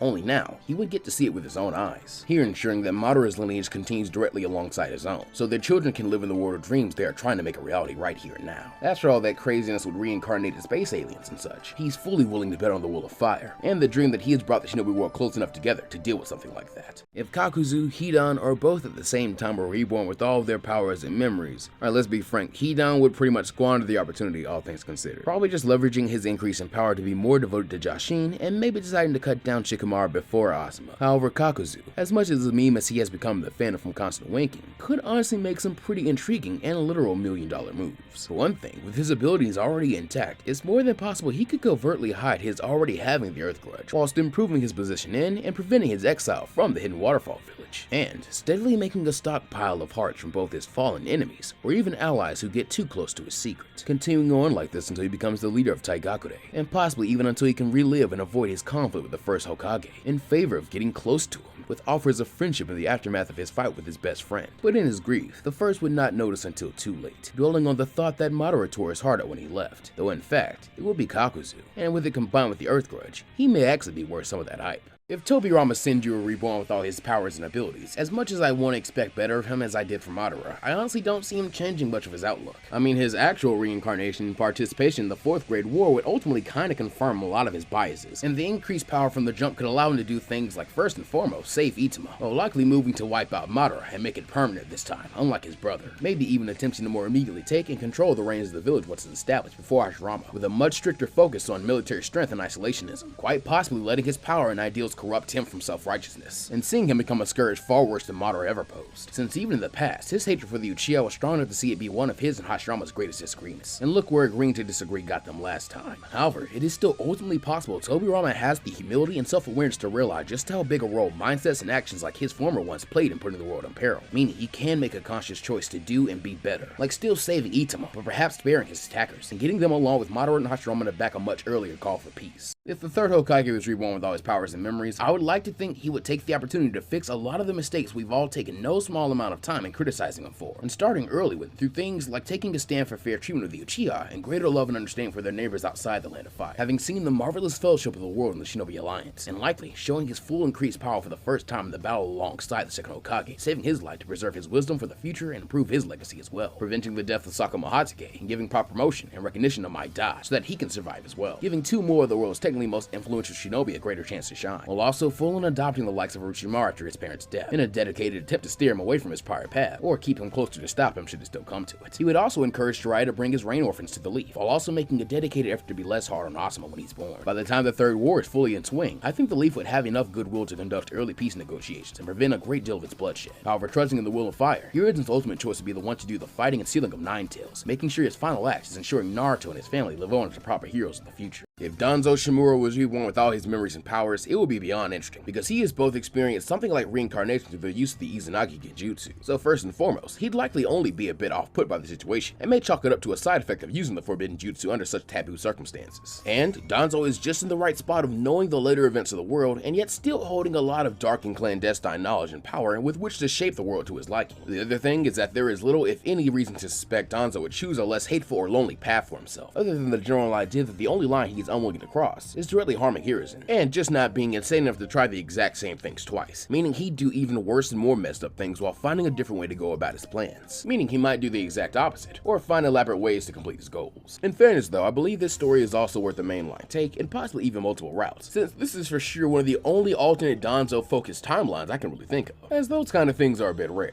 If Hanzo the Salamander, Mifune the Faithful Samurai, or both at the same time are reborn with all their memories and powers, they'd each be more than set to steal the show and obtain some very much deserved screen time. While Hanzo may not have lived all that far into the timeline originally, he is an undeniably powerful and influential part of the shinobi world, and his humiliating yet humbling death at the hands of Pain and respectful rematch with Mifune will be just the shift in perspective he could need to resist his own paranoia and distrust, having seen where they once led him, and thus likely allowing him the foresight to hear the Akatsuki out before listening to Danzo completely, or perhaps improving the range relationships before even that. While Mifune would notably have even less he can affect, it would seem, he would have a ton of key information, and a direct and proven path to a position of power from which he can do good. Though here, I believe he will push the samurai into more prominent positions of the world, taking up their blades more so as heroes than mercenaries. And I believe the keenest way to do such would be to form an alliance with the Hidden Reign, creating an official 6th grade power to balance the scales and defend that of the smaller nations from larger aggressors. Though I'm definitely biased, since even if it was a brief and forgettable portion of the war, if Mifune and Hanzo formed an alliance has actually been on my docket for a while. If Tsunade was reborn with all her memories and powers, it means she could quite possibly activate and begin storing power and life force within her strength of 100 seal from the very moment she gains consciousness. And honestly, that would just kinda be a wash for like most major threats. From here, she would still go on to define herself as the de facto kunoichi to aspire to, but she'd make some very strategic decisions to improve this run of her life further than just more power, like doing her best to get Orochimaru to open up and define himself through more than just power, and Jiraiya to seek it from more than recognition of others, full on being a better friend and pulling him aside for hard to hear but very necessary advice on dating, which would shore up their friendship and make the sage a passion-fueled yet gentlemanly Casanova, while also encouraging him to bring the Rain Trio back to the lead, eventually avoiding the splitting of the Sannin altogether as an era-defining power, giving her less stress and more free time to fiercely prepare Naoki to return from battle and maybe even unlock a hidden gift from his Senju blood, while also principally crafting a plan to save Don this time, allowing the two to both remain alive in Wall of the Elite and raise their brother and niece as a family, opening a full-fledged medic ninjutsu academy, easily pushed through by the reluctant but peace-inclined 4th Hokage Jiraiya, and the loyal servant who acts as his shadow. If Jiraiya was reborn with all his memories and powers, it'd be a shameless plug, since this kind of mindset is near mechanically how my approach to my Jiraiya Dr. Naruto story goes. However, in this context, considering just how much plot the sagely author missed out on, I believe he'd be incredibly strategic and wise with this second playthrough of life. First, taking training with his fellow Sannin under the 3rd seriously and excelling at it from the jump to keep Orochimaru focused and hungry for power gained the right way. Maybe even having him go after sage power alongside him from the jump, since this time he intends to and quickly succeeds in mastering the power of nature. And now he'd have support from the great sage able to see what he's trying to do. From here, using his sagely foresight, he'd avoid tragedies like the deaths of Naoki and Dan, as well as fix his mistakes of leaving the Rain Trio and this time full adopted before going on to faithfully serve as 4th Hokage Orochimaru's shadow ahead of espionage, allowing him to even be the one to mentor Nagato and the others, while he puts his focus into raising up Minato next, and then being present on the night of Naruto's birth to help fight off the masked man and save his god family. In the end, having overwritten his past mistakes, Jiraiya would continue to pin his gallant tale far past his former abrupt end. While at it though, make sure you like and subscribe before this short comes to an abrupt end. If Orochimaru was reborn with all his memories and powers, it'd be complicated, because as much as we joke about him, the character has in recent years expressed a lot more depth, now feeling a lot more like his counterpart Mayuri Kurosuchi from Bleach, which is fun to me because I commonly liken Kyoraku to Jiraiya. Anyway, Maru could literally go either way, maintaining his state of mind and enlightenment to forego his atrocities in this timeline for more acts of love and curiosity like the birth of Mitsuki, since he would already possess the knowledge and know the outcomes of all his past experiments. However, this could in turn only drive his ambition to gain more knowledge to even more demented levels, seeing him abuse his power, conducting even worse experiments, and going on to gain even further ultimate power, inevitably shifting the shinobi world into a sanity-breaking hellscape, the likes of which only the truly demented would want to live in. Seeing Madara's living in Tsukuyomi something that would be considered a mercy. I would certainly like to think, however, that Orochimaru would use the opportunity to right whatever tragedies and wrongs of his own he can, perhaps starting with steps to save his parents, and moving on from there, with more small but good deeds, eventually training Anko properly, outing Danzo as traitorous scum, and securing the safety and stability of the village's orphans. He knows the pain of emptiness, loneliness, and lack of identity, wishing it on no others. If Shisui Uchiha of the Body Clicker was reborn with all his powers and memories, he would 100% take full advantage of it. With his Mangekyo already awakened, he'd have little trouble saving his unnamed best friend as they entered the war, meaning about a year later when he gets to meet Itachi, the younger boy would have 2 older brother figures, and rivals, forming a capable trio who can help each other continue to grow, which is according to Shisui's plans for the future. As he gains more recognition, Shisui would likely still attempt to spy on the Uchiha in order to see Danzo reveal his hand again, but this time by expecting it, he would easily catch the elder off guard instead, keeping his eyes and relaying Danzo's treachery to the Hokage before being faced with the choice of either going through with or abandoning his prior plan of hypnotizing Fugaku to avoid the coup, in favor of earnestly asking his brethren to place their faith in him and therefore the village. And considering his kind nature, the latter would be Shisui's choice. But as he is a pillar of the Uchiha, and his own questionable death is not demoralizing the clan, they would definitely at least hear him out, likely seeing it so their good faith is returned, at least until events Shisui never experienced begin to pop up. This is only a fraction of the events a story like this could hold, so be sure to sub so you don't miss my eventual crack at what if Shisui survived, or a mainline version of this. If Itachi was reborn with all his memories and power, he too would have a fairly obvious route to an idealized world for himself. First, using his now even greater skill and potential to minimize the amount of casualties he has to see during the Third War, and then going on to this time take the edge in his competition with Shisui, pushing him to get better and closer to his level as quick as he can, and resolving that this time he'll make Izumi's dreams a reality, planning to one day give her the happy life she always deserved. Later, as the Nine Tails attacks and he's protecting Sasuke, I believe he would once again use his powers to work to suppress the Nine Tails, wresting control away from Toby, so that afterwards the Uchiha's rep isn't as damaged.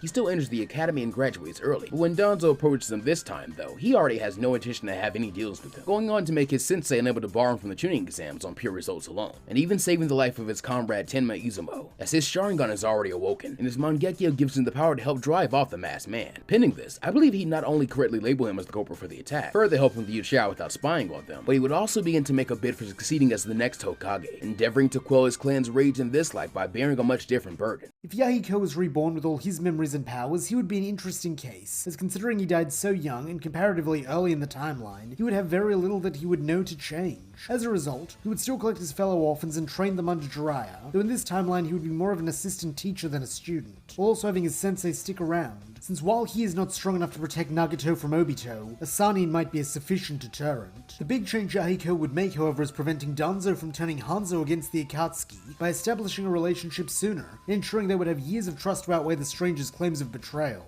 As a result, the Akatsuki would be able to continue their original plan, becoming an official faction within the Hidden Reign, bolstering their strength, and allowing Yahiko to serve as a close personal ally to Hanzo, thus preventing his descent into madness, and allowing the Salamander to lead the Hidden Reign into a new age of prosperity, in which they are known throughout the world as the unofficial Sixth Great Nation. If Konan was reborn with all her memories and powers, she would have two primary objectives. 1. Kill Obito, as she alone among the Rain Trio knows what a danger he is. And 2. Protect Nagato and Yahiko, so they can live long, happy lives. The first goal would be fairly easy to achieve, as we know from canon she is capable of making a trap which can fatally injure Obito if given prep time. And here, she would not only have more prep time, but also the advantage that when he first comes to visit her group, he would not clock her as a threat, meaning she can spring her trap with impunity, unleashing 3 separate waves of paper bombs, 2 to force him to use up his Izanagi with both eyes, and a 3rd to finally kill him. Likewise, when Danzo attempts to kidnap her, she would naturally be strong enough to resist, killing him too, and inadvertently making the world a better place, with this also achieving her second goal, as now her friends can escape the ambush without one of them dying.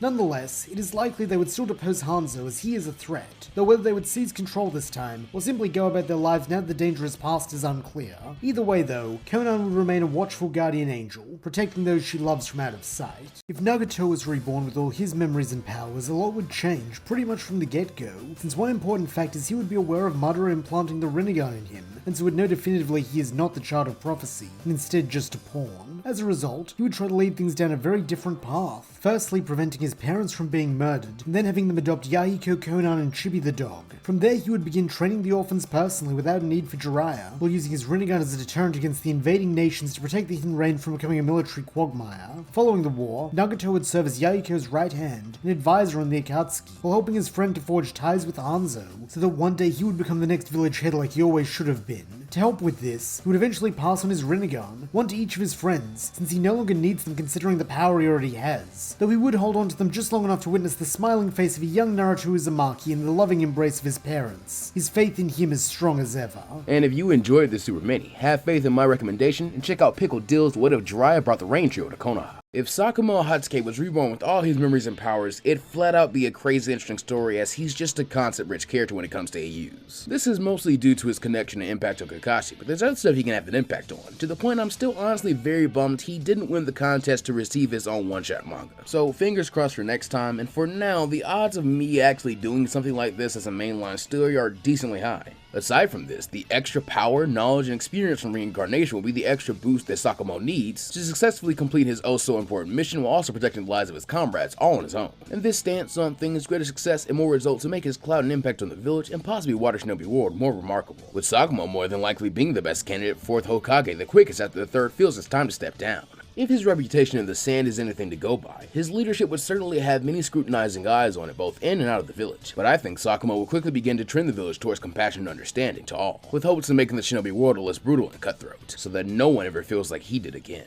If Minato Namikaze was reborn with truly all his memories and powers, it'd be interesting because it too would be extremely fitting for a mainline story of its own at some point, likely in the vein of my Bardock's Family Escape Together series, since this will put the father of our main character in the forefront, but also would mean he is in possession of an entire half of the Nine-Tailed, even if there remains to be a whole one in this new timeline, thus making him a Jinchuriki with Naruto's potential, minus the Uzumaki genes, but with a more agreeable tail beast to make up for it, before the story even starts proper, and all on top of his already wild first Hokage-esque potential, which will only sharply increase with this second lifetime to get even better. This would make Minato more of an oddity than he already was, and would also give him something to bond over Hakusho. This would also see him excel in and likely even help Jiraiya in turn during their training together. He'd then go on to much faster to find himself as Hokage worthy, defeating and befriending the Jinchuriki of the Stone to lead to an early end to the Third War, as well as making sure to get Rin too strong to fall into enemy clutches, keeping his team together and full on inducting them as members of he and Kushi's small growing clan, doing some snooping and destroying the likes of Madara and Zetsu, and ascending into the role of fourth Hokage, going on to further defend his family in the shinobi world as his absolute strongest. If Kushina Uzumaki was reborn with all her memories and powers, it would be just another of the multitude of extremely compelling possible what-ifs with her as a central character, such as what if Kushina befriended Kurama, if she became Hokage or remained an active duty kunoichi for longer, or had Naruto later, if she raised her own team, or even real wild cards like what if she didn't marry Minato. For setup here in this scenario though, I think lots of aspects of those other premises would show up, but they may not all get their equally deserved due. While the story would overwhelmingly mirror the majority of these reborn with their powered scenarios I've done in the Naruto world, especially that of Minato's, such as her learning from watching over Naruto's deeds to not fear becoming Kurama's Jinchuriki, applying a lot of the knowledge she learned in her last life, or at least could have gotten from Minato in the afterlife to accomplish things like preventing Obito's disappearance. However, one fairly interesting additional goal I can see her pursuing in the meantime that no one else has tried here in these scenarios, that can also be done in the meantime for some of the main events of the story, is a possible prevention of the destruction of her home in the village hidden in the whirlpools, as that too is an extremely interesting premise all on its own.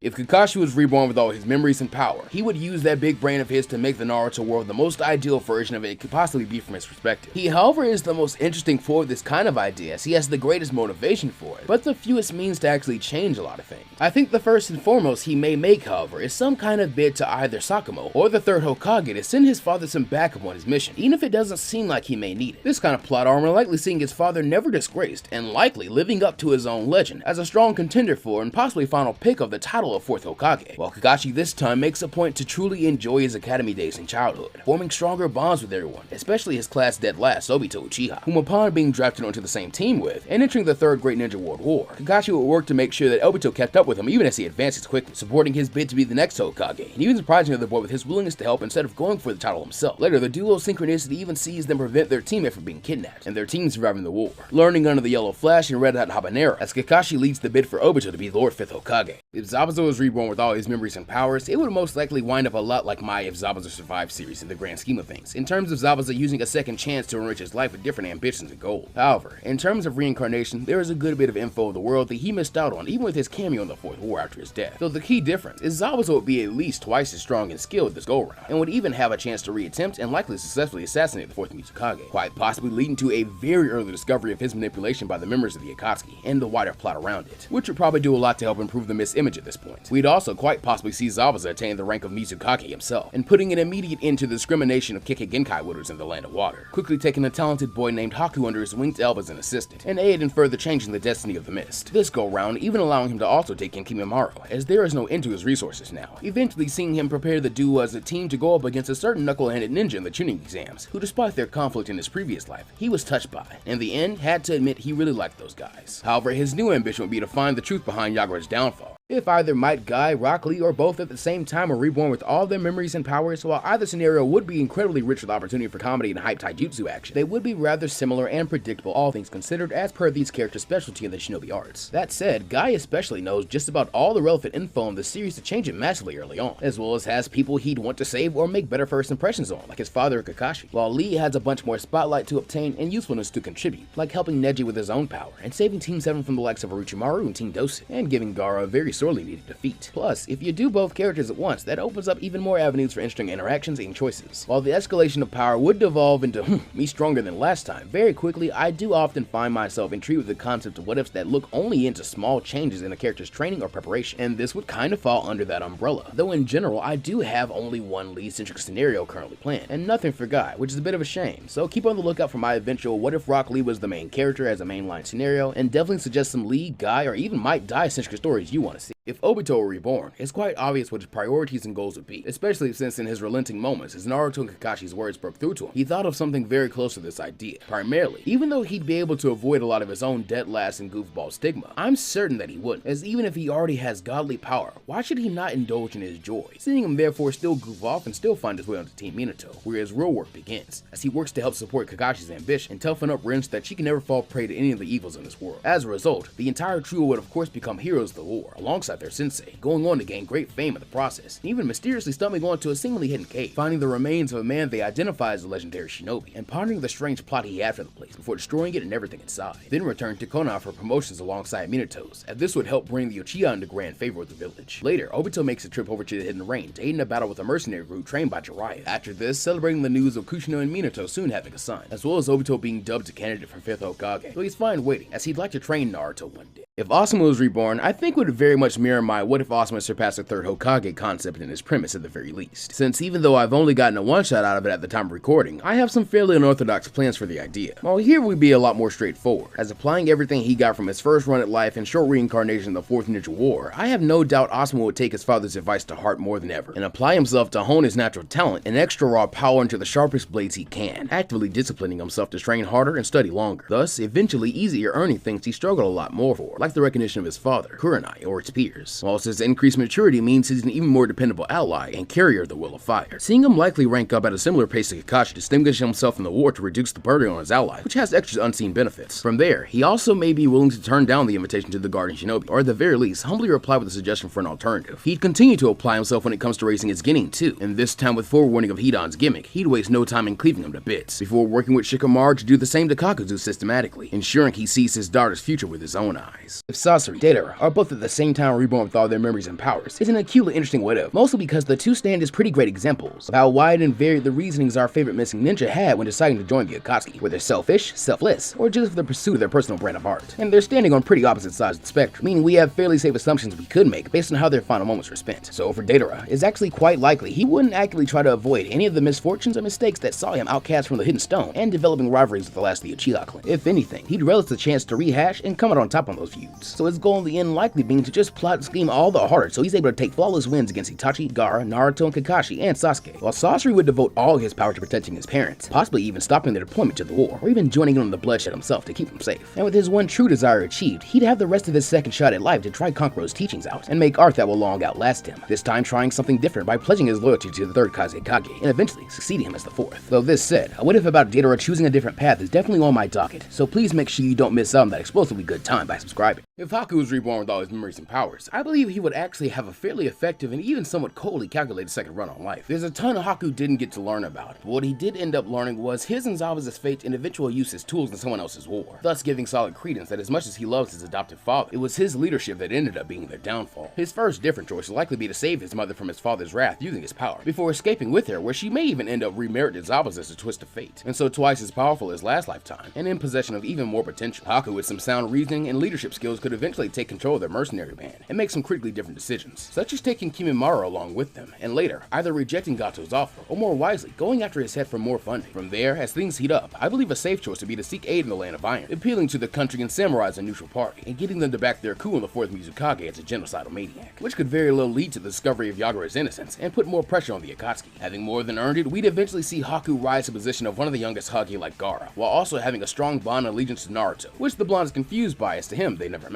If Kimimaro was reborn with all his memories and powers, I think it would be an incredibly underrated scenario, as to correspond with his being another one of those simultaneously memorable characters who we also forget about from time to time. The real interest, though, comes in how the reincarnation would affect his decision making, as he's already experienced rebirth through Edo Tensei, yes, but also, while Kimimaro isn't insane or dumb, he is also fiercely loyal to Orochimaru, so much so that it is fair to argue his path will remain the exact same. But considering how intriguing his story could have been and how fun his power set already is without an extra amp of power and battle experience, I would love to see him break out of this mindset in this timeline, possibly setting off on a journey to reunite with and stand beside his one true friend in Jugo, having him join him on a perilous quest to cure his illness. And while it may not be tied into too many main story events, that's the kind of side story in Naruto I'd be more than happy to see explored in depthly. If Gaara was reborn with all his memories and power, I think he would use absolutely all of it that he can pretty much to support his mother through his own birth, performing a miracle rather than a nightmare, and entering the world for this second try in a way that keeps her safe, if not a bit worse for her after the task. This alone would go a long way to alleviate a great deal of the heartaches of his early life, meaning he likely would never face alienation from his father, uncle, or siblings, and thus, neither for the rest of the village either. Instead, experiencing what life could have been had his family not been torn apart and deprived of love. At the same time, knowing what he knows now and wielding the power he does, I believe Gaara would never be tortured or held back by Shukaku. Instead, achieving harmony with him, and appealing to his ambition to not be seen as the weakest of the tailed beast, by telling him tales of the boy who currently holds the Nine Tails, whom he views as a great rival and friend, though cheekily keeps how he knows this to himself, uniting the two in a perfect union, and allowing them to present Naruto with a different, more powerful reflection of himself to aspire to, giving the hint that this kind of unity is possible for him and his tenor as well, and bolstering his own training from that point on, as Gaara then goes on to successfully intervene in and complete the Sasuke retrieval mission, and later defeat both the likes of Sasori and Tora, crippling the efforts of two of the series' most major villain groups. If Karin was reborn with all her powers and memories, I think it would be an interesting opportunity for some retroactive storytelling and alternative routing, such as seeing her use her greater skill and knowledge this go round to perform better in the tuning exams, and possibly even quicker catch the eye of both Sasuke and Orochimaru.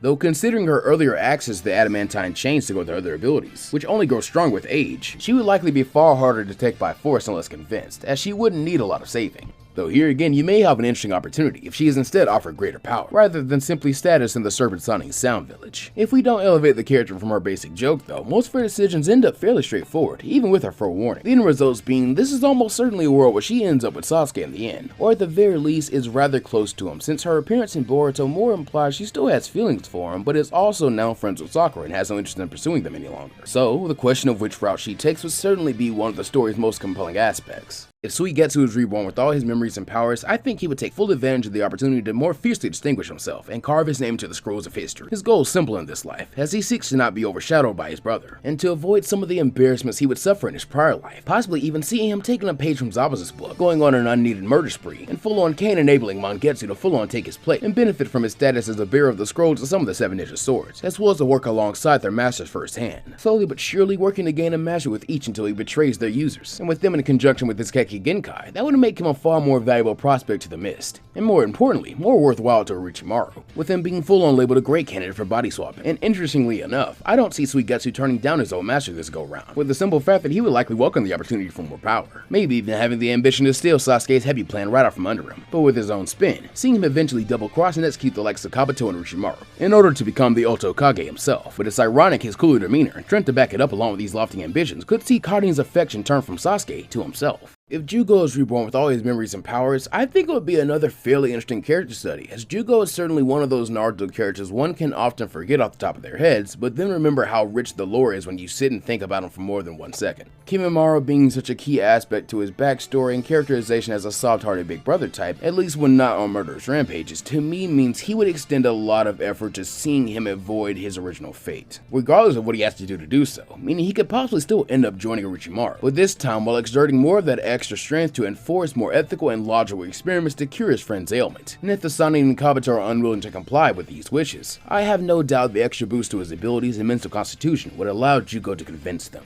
If Kabuto is reborn with all his memories and powers, simply flat out needs to be a full mainline what if of its own someday. In general, there should be a great deal more what ifs about Kabuto, and I do intend to try and fix that as best I can, at least for my channel someday. But for this one, there are a bunch of interesting factors and permeations of choices and interpretations of things Kabuto could make that really make this a scenario with a bunch of varied outcomes. Like for instance, as his original path still led him to people who were precious to him, even if Kabuto didn't know himself. He could therefore simply decide to leave very broad strokes of his destiny the same, but only change the real tragedies, like his accidental clashing with his adopted mother Nono, or even his involvement with Root in general, as should he get rid of Danzo, there's a good chance his adoptive mother, the other orphans, and even the Leaf's orphanage itself may have had very different fates. Or Kabuto could at any time just choose to make one of his spy personas real, and follow through in defining that life for himself. He could even convince Orochimaru away from the experiments that tainted his legacy, full on divulging his reincarnation to him to share his knowledge, and a whole host of other things. If Yuya was reborn with all her memories and powers, it will be as a result of number 1, bias and nostalgia as a fan who still waxes lyrical about how much I love the Sasuke retrieval arc and part 1 of Naruto. And number 2 will be based on the lasting impact her character, as short an appearance as it was, made. Because as such an independent character, and knowing how gruesome her former life turned out,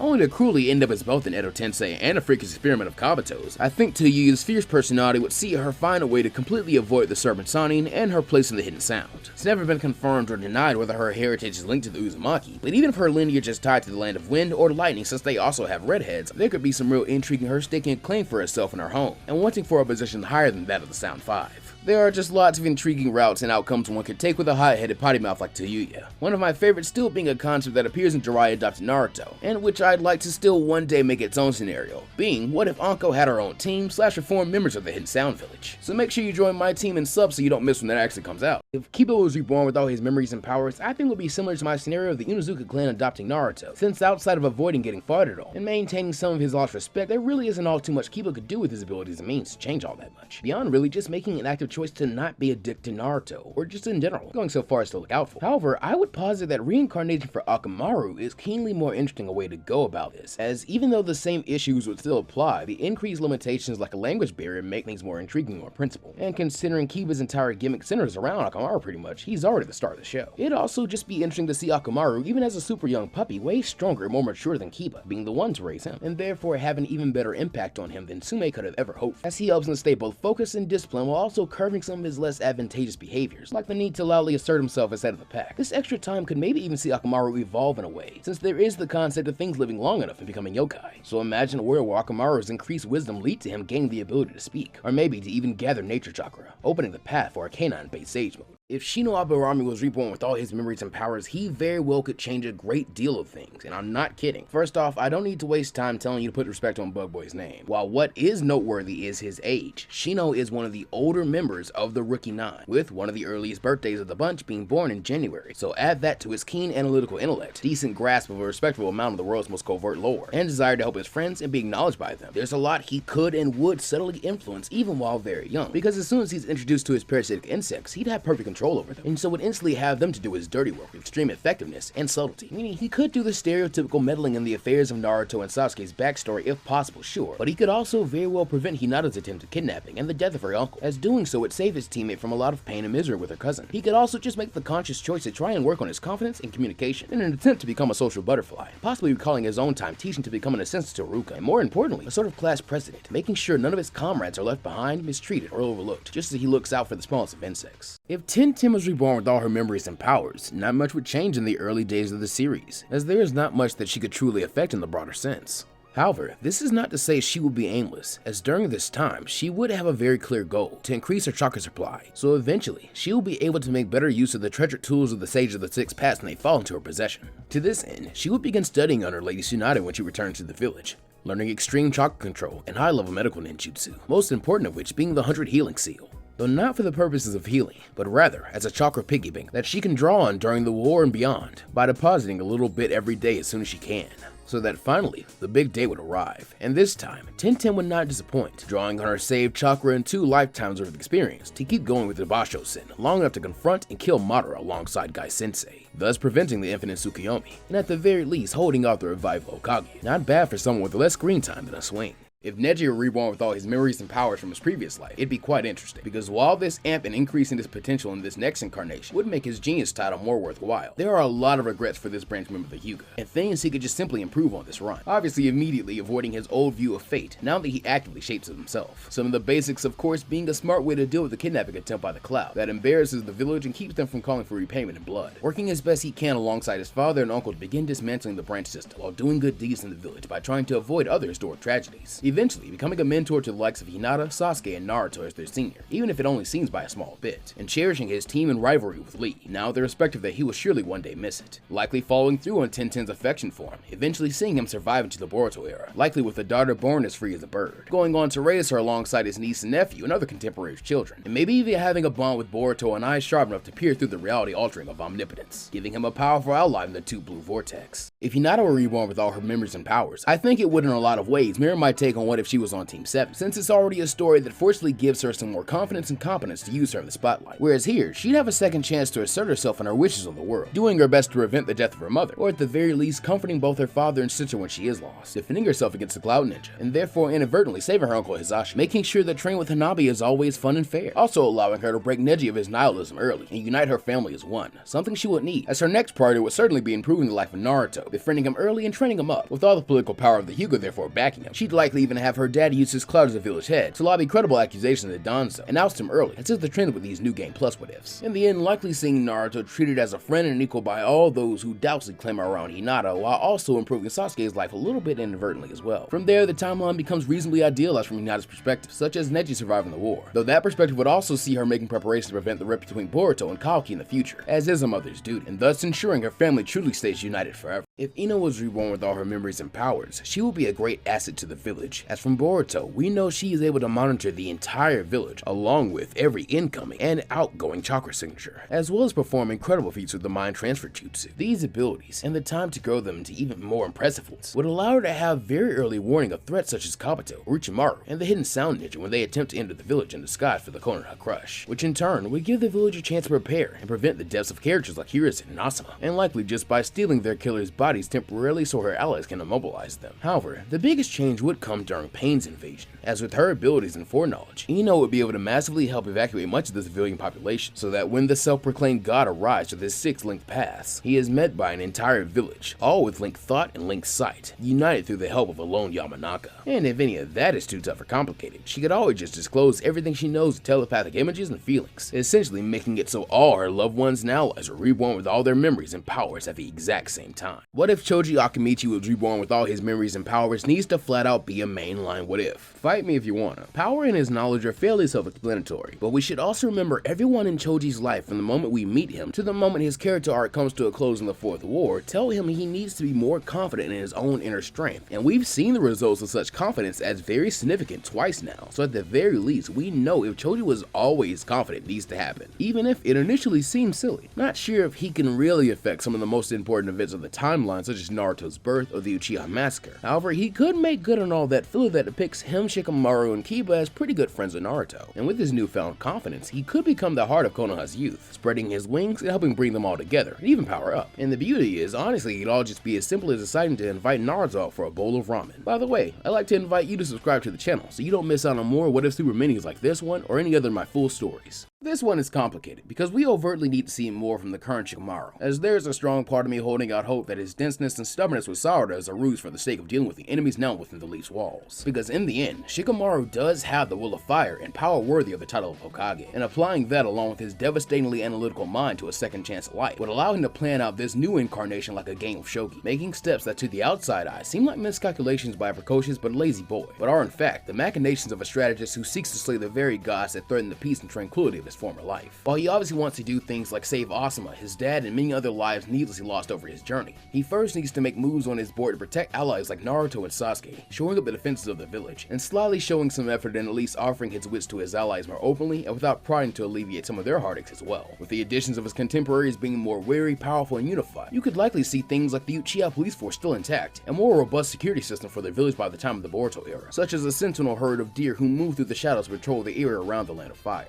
If Sakura was reborn with all her memories and powers, it'd be interesting because she is seemingly in the position to change the least, and yet still would hold a massive amount of power and ability to make her world better. Though she likely couldn't affect either the birth of Naruto or the Uchiha massacre, she can affect the number of people in the village, offering her best friend and soulmate genuine affection and support. And yes, support, since she could always put the whole smarter than you routine to better use, because she could actually teach both boys a massive amount by this point, as her chakra control is so fine and acute that enough time drilling that same kind of control into both boys before they finish the academy would see them all well on the way to something far greater than simple monster strength, while at the same time wisely avoiding poor situations through simply listening to the Pinkette's future-inspired women's intuition and becoming a more cohesive and powerful team of ninja while at it. At a certain point, I don't even see Sasuke being given a curse mark or even leaving the village, since by the time they meet in the Forest of Death, considering her full power from her last life, Sakura would actually be more than a match for an Orochimaru in need of a new body, and not even currently inhabiting a powerful Zetsu body. And if she isn't, just jump him, as from her perspective, things began to go bad when he showed up. If Sasuke were reborn with all his memories and powers. Much like the case of this happening with Naruto, it could very easily idealize the timeline. For one thing, Sasuke is a little tiny bit older, so upon reincarnation would have some more time to formulate a sound strategy to actually act on. Some of his top priorities being to do all he can even as a baby to avert the tragedy of his clan and protect the village. And considering he'd already had powers at his pinnacle in his former life, he could easily communicate things to people simply using weak genjutsu in his eyes, making them seem almost like visions or premonitions to people. So perhaps he informs Itachi of all he knows to get his help, allowing he and Shisui to preempt and root out Danzo. The big brother could even get some medical tests done to catch and deal with his ninja aids early, before they use his future intel to perfectly lead the Uchiha police force as a true peacekeeping organization, so that when the time comes, the 4th Hokage and his wife are saved in order to pay it forward to Naruto. And later, because the Uchiha are still in great standing with the village, it's even harder for the Cloud to attempt to kidnap Hinata, so even the likes of the Hyuga clan would end up better off in such a world. While at the same time, Sasuke would also be preparing some of the future threats that he and Naruto were never able to face on their own, using a second lifetime to come up with contingencies on top of contingencies and protect what's precious to him. I'm not exactly sure why this is a popular trend myself, but I'm more than happy to jump on it for a Super Mini, especially on my goat's birthday. So if Naruto were reborn, or mentally went back in time as to have all his memories and powers, then his therefore newly reset godlike potential would have a new exponential height for him to reach. Meanwhile, the world around him would be unprepared for such a thing, and thus it began to change drastically as to catch up. Even an infant version of Naruto with the powers his peak self had will be able to thwart Obito's attack, and in a myriad of ways. A simple one just being empowering Minato as he did the Shinobi Alliance. I could even see him finagling things so he still gets his buddy Kurama, and even frees his mom from being the lead Jinchuriki further, thankfully in a safe way for all involved. Likely in the end leading to the masked man being captured and Obito being brought back to the Leaf, thus crippling the carefully laid plans of Madara, and leaving Naruto ample time to enjoy life with his parents and use foresight to idealize things for the entire world further, influencing things like better treatment for the Uchiha and avoidance of the Kuwa massacre, likely even helping out Danzo as a traitor, even if it requires explicitly telling Minato how he knows such things. At the same time, with such a setup, it'd be impossible for Naruto to end up as dead last, so ironically, he'd have to either break up his team or be extremely subtle with his seemingly inherent talent and skill. If Konohamaru Sarutobi was reborn with all his memories and powers is an alternate scenario I can foresee as a sleeper hit, but which is also something that I feel I'd likely need to wait till the end of Two Blue Vortex to tackle correctly, as the series is already doing more legwork to continue maturing its main character, and like we see in Naruto's tale, Boruto's mentors will play an extremely critical role in that journey. Beyond that, Konohamaru is also in an interesting position for this mini-series of Naruto characters being reborn with their powers and memories, because his birth is a good bit after so many formative events that already set things in motion that would shape the Shinobi world forever, even if he already has the knowledge and power to apply them and change them in some ways. However, one change he would surely make is the establishment of himself as a truly fierce rival for Naruto, something which, considering his honorary big bro's potential, even unaltered, could give Naruto a massive leg up in this timeline, especially if Konohamaru meets up with him and begins playing ninja a lot sooner, though still, his real impacts will likely be saved until at least the Shippuden era, though I hope no matter how much extra power and knowledge he gains, he knows not to take Naruto on the tuning exams this time. If Naruto wanted the Valley of the End the first time, a decent bit of the timeline changes. Number one, the village's wisest decision from that point would be to send Sasuke on the trip with Naruto and Jiraiya, as he can best keep the boy from the Snake Sani, as he is the least current strongest and may be able to sway him from Orochimaru's grasp. Number two, both Naruto and Sasuke would grow massively while competing with each other under the Toad Sage, to the point that Naruto may even be pushed to go ahead and learn at least an imperfect Sage mode and try to surpass the fourth earlier.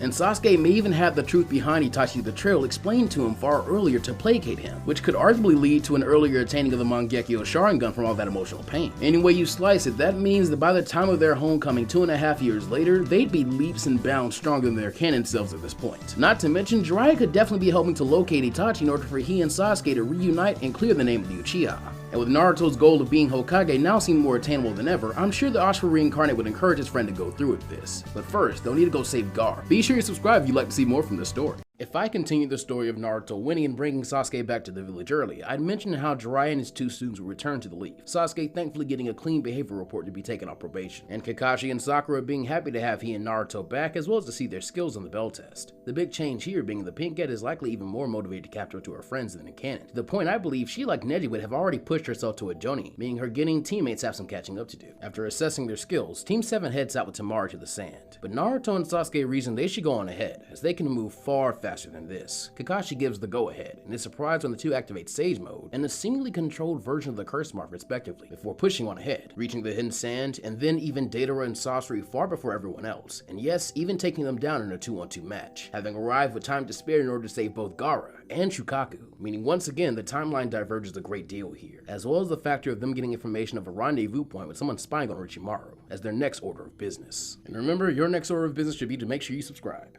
Upon their return to the Village of the Sand, with the living guard and his save-tailed beast, Team 7 are celebrated as heroes, as word of a powerful blonde-haired, blue-eyed shinobi and the Leaf's last Uchiha effortlessly beating back members of the Akatsuki quickly makes the rounds. However, Naruto and Sasuke are not paying attention to this, as both are immediately prepared to aid in the search for information needed to stop Orochimaru. Born of the thanks they feel towards Jiraiya as the teacher who has helped them both gain the growth needed to earn both the recognition of others in the case of Naruto and the desire for results in the case of Sasuke. However, now that things have winded down, something is revealed to the duo, that upon Sakura's Jonin promotion and recognizing the two of them deserve no less than a Tokubetsu Jonin promotion at this point, Kakashi has been deemed unnecessary as a senior Jonin to act as the cell commander. At least not at all times, when his skill could be used to better develop another set of Genin, hence Ebisu's duty as the sensei of Team Konohamaru having been passed to him. Now that Sakura can act as the cell commander, our trio need a third Genin or Chunin level teammate, and considering how tricky their targets are, Sasuke has a suggestion for his pick, asking for the status of Neji Hyuga. When learning Neji too has become a Jonin, Sasuke then asks of Hinata, Naruto agreeing that'd be a great idea, and setting off to find her using Sage Mode sensory. Not long after, the same meeting with Sai takes place. However, a Naruto this strong is easily able to apprehend Sai, and thus is carrying him unconscious over his shoulder as he ends up running into Team 10, and conveniently, Team 8. The same awkward but cute reunion happening for Hinata here, but unlike in canon, Naruto hastily says he needs her, casually insisting it should only be temporary, and dumping Sai in Team 8's lap, claiming him as a replacement. With this, a well-prepared four-man cell is formed, and Kabuto is successfully nabbed as they all book it, leading to them being pursued by Orochimaru instead of confronting him on the bridge. As Kabuto's deceit is discovered, Sakura as a fellow Jonin level medic with the aid of Hinata take him on, and surprisingly are even able to best the young shinobi equal to Kakashi, while Naruto and Sasuke as inheritors of Jiraiya's will attempt to take on Orochimaru. The Snake Sonin being immensely intrigued to see Jiraiya's sealing arts have allowed Sasuke some form of independent control over his curse mark, as well as the sheer growth both he and Naruto have made as the pair sufficiently overpower him and capture him. Giving Orochimaru a choice as Jiraiya once did, Sasuke tries to reason with the man pursuing perfection and the fear of oblivion at Orochimaru's core, while Naruto holds the serpent down with his sage strength, with the threat of surrendering or facing true oblivion at the hand of the Amaterasu. Orochimaru and Kabuto surprisingly surrender. However, just as they do, two more powerful chakra signatures enter Hinata's field of view. Recognizing their red-clouded black cloaks, Naruto damns that this is the worst time, while Orochimaru suggests it is likely one of the stronger duos, here to retaliate and make sure the Nine Tails is subdued.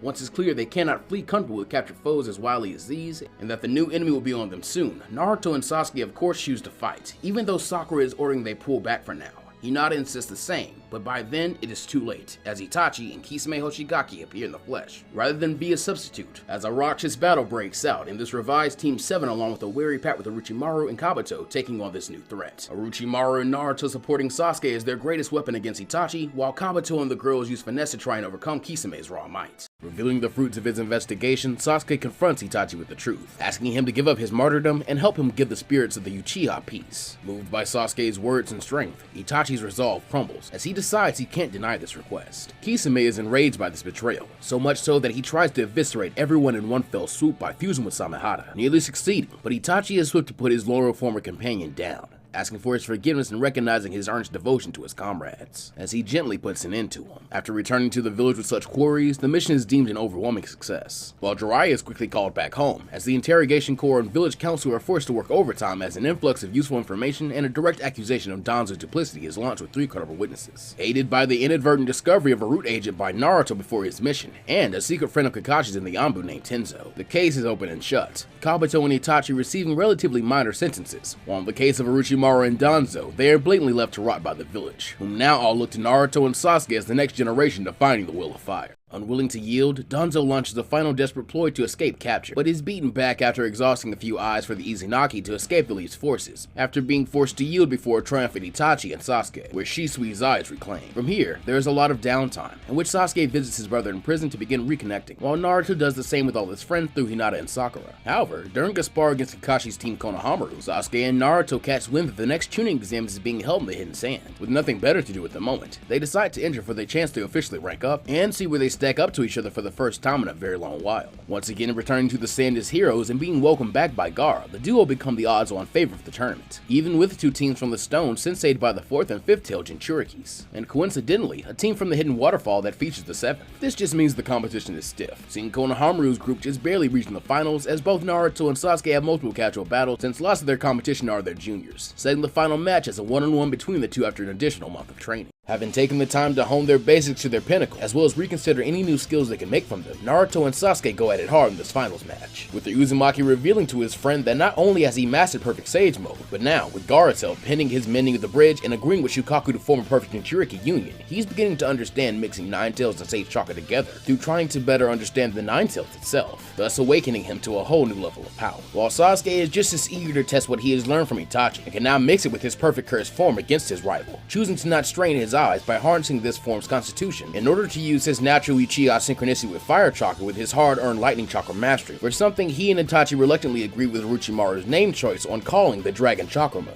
In the end, however, the ultimate winner is Sasuke, as he just barely squeezes out the victory thanks to the advantage over Jinchuriki the Sharingan gives him. Naruto, Sasuke, Fu, and Konohamaru all earned the Chunin rank, and just in time as well, as instead of taking the bait of the gathering of Jinchuriki, the zombie duo have been sent to ambush Naruto, Sasuke, and Team Konohamaru. With some prior info on Kakuzu and Hidan, the Leaf's new Light and Shadow know to be careful on this one, forcing them on the defensive at first, which leads them to gassing themselves out even harder than their previous fight did. And on top of this exhaustion, they also have to protect Konohamaru, Moegi, and Udon, as they are responsible for them on this trip. Thankfully, this hindrance gives them motivation to push past their tiredness. So even still, this sneaky tactic is not enough to get one over on the dynamic duo, forcing Kakuzu and Hidan to wager their ultimate techniques, which pair rather nicely against Naruto's vast vitality and power, and Sasuke's massive arsenal of technique. Just when it appears the day is won for the Leaf, however, Kakuzu pulls a sneaky trick by betraying and stealing Hidan's heart as a final gambit, this paying off, as just then, Sasuke's eyesight and Naruto's incomplete bond with Kurama lead to a small opening that is almost capitalized on, if not for the last-minute intervention of Roshi and Han while their teams are traveling, making good on Naruto's impressing the two and treating them as fellow human beings, and serving as a stark reminder that Naruto and Sasuke haven't reached their pinnacles just yet, and worse, won't always have help. No time to dwell on that though, as a 5 Kage summit has been called. Tsunade, accompanied by Naruto and Sasuke as her aides, wants to lead discussions about plans to destroy the Akatsuki once and for all. Initially, there is light pushback from the Stone and Cloud, but it is unnecessary as the Akatsuki have decided to be just as proactive, and so raid the summit held in the Land of Iron. Against the forces of Zetsu, Tobi, Konan, and all 6 Paths of Pain, the battle is drawn out and hectic, only made worse when Sasuke's left eye finally gives out from the strain of the Mangekyo, just as the coordination of the Pains in such a tight location places the weaker aides and thus their loyal Kage in danger as the likes of C, Akatsuchi, and Chojuro are lost. When all is said and done, however, against all the Kage, Pain is defeated, and Konan soon after, with the secrets of their past coming out once Tsunade recognizes them. But this is all according to plan, as Tobi eagerly decides to retreat with Zetsu once retrieving Nagato's Rinnegan, declaring the beginning of the 4th Great Shinobi World War as they go. Regrouping, the 5 great nations agree to form a Shinobi alliance, as it's decided that the remaining Jinchuriki, Naruto, Uzumaki, Fu, Han, and Gaara, will go to train under the perfect Jinchuriki Killer Bee. Sasuke and Naruto have a heartfelt parting as they realize this is the first time they've truly trained apart in almost 3 years. After assuaging Naruto's fears about his eyesight by stating Itachi has already agreed to donate his eyes to him when the time comes, even though both were reluctant, Sasuke and Tsunade return to the village to shore up their defenses, preparing everyone for war by offering partial pardons to their prisoners even. And thanks to Tsunade's medical care helping stabilize him, Itachi is in great health when the operation to swap his eyes finally arrives. So while he is on the table, Shisui's eyes are transplanted into Itachi, allowing him to awaken his own EMS due to his close bond with his best friend.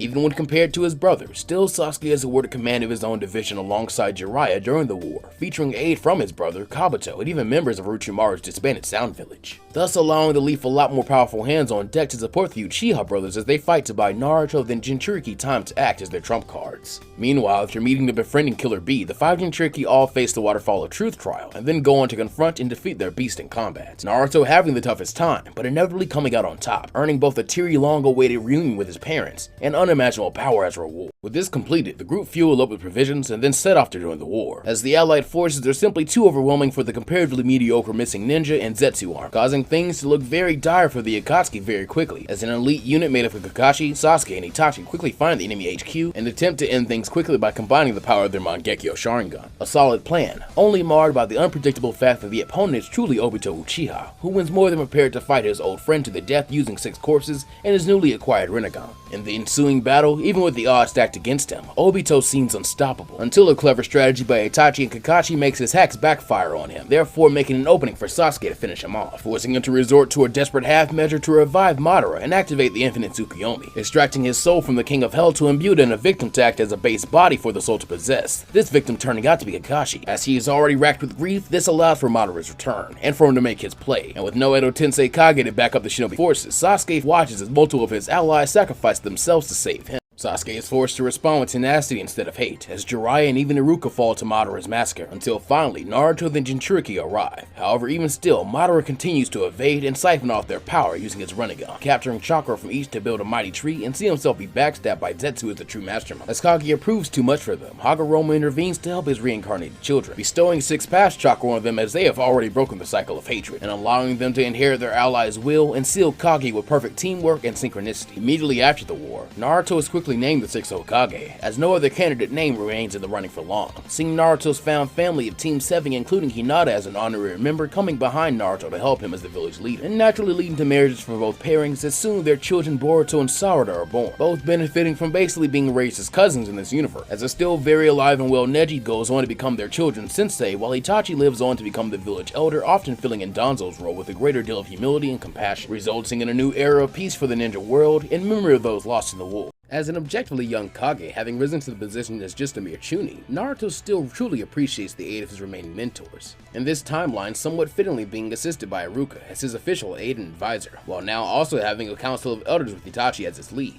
The benefit of this longer stint being more experiences for him, meaning Naruto gets to become more competent and comfortable Hokage and leader in this time, likely taking on his own Genin squad during his service as the third did, whom he'd surely raised in a powerful shinobi, as contemporary to Konohamaru's younger cousin Mirai, while Sasuke can comfortably take over Jiraiya's spy network, and thus Konoha and the shinobi world as a whole are much stronger and closer united. But now, the Uchiha discovers threats are beginning to loom that are not of a shinobi nature, so as Naruto and Sasuke reunite to witness their children's first chance to stake their claim on the new age, the Otsutsuki make themselves known. As this story is primarily about Naruto being hyper-competent, successfully bringing Sasuke back, and obtaining the title of Hokage early, these aspects of his character will probably change Boruto quite drastically from what we know. For one thing, Naruto with the extra time should have already figured out a work-life balance, so instead, I think Boruto would more closely mirror Konohamaru in his original kind of characterization, wanting hard to live up to and surpass his family legacy. As such, under the master tutelage of his uncle Neji, along with Sarada and Ambisuke, who could likely be a bit more easily accepted into the village, formed the new Team 7, where they compete in their first exams open and earnestly, with no scientific ninja tools involved. And so thankfully, there is no discord as the Otsutsuki attack, with the young getting led by Boruto working to evacuate the civilians, freeing Naruto, Sasuke, and the 5 Kage room to go all out and show the might of the shinobi in a true reverse jumping in this timeline, with Momoshiki still being pushed to more than his limits, and quite possibly being defeated before he can pass on his karma, utterly shaking the timeline as we know it. But that's where we'll truly end things for now, though if you'd like to see the rest of Boruto's journey in this timeline, let me know and sound off in the comments. Sub 2 so you don't miss my future story. If the worlds of MHA and DBZ crossed over, it's honestly quite possible you'd see very little actually crossing over, since Dragon Ball doesn't always have Earth-based threats, even in the modern content. What's more, characters like Videl, Mr. Satan, Saiyaman, and just the general idea they have of concepts like superheroes in that world, as well as the idea that there are already wacky quirks and abilities as it were, through things like the Tenkaichi Budokai, the idea of everyone just kinda naturally having those things wouldn't be all too shocking to anyone. And like in MHA, you'd reach a state of mundanity with a few sprinklings of excitement here and there. The real intrigue from this concept though would come from mixing these abilities with ki. But remember, in Dragon Ball, it's not really a simple thing for just any old earthling to learn, with it usually causing one to go out of the way to seek it unless they undergo some other means of great power amplification. Because of this, there would certainly be slight changes to the story, but also things that would probably stay kinda constant. Saiyans as non-humans technically wouldn't need to also have quirks manifest in their species, since they already have some built in. However, the act of making Saiyan hybrids would produce even crazier results, even if Chi-Chi's fin were to have some terrible quirk to pass down and add to the mix, for example. If Inasa had decided to go to UA in spite of Todoroki, it's likely through his outgoing and straightforward nature that he'd have a similar effect on the youngest son of Endeavor as Kirishima did on Bakugo, forcing him to sooner confront and begin working through some of his issues before Deku even gets to him in the sports vessel, by just forging a friendship through being persistent. While he'd probably result in Mineta not making the cut into Class 1A, I can see someone that innately strong helping the entire class, as his abilities could certainly aid in the training of people like Shoto or Araka, Jiro if you consider how the concept of sound waves and wind can somewhat be applied in similar ways, and especially Izuku,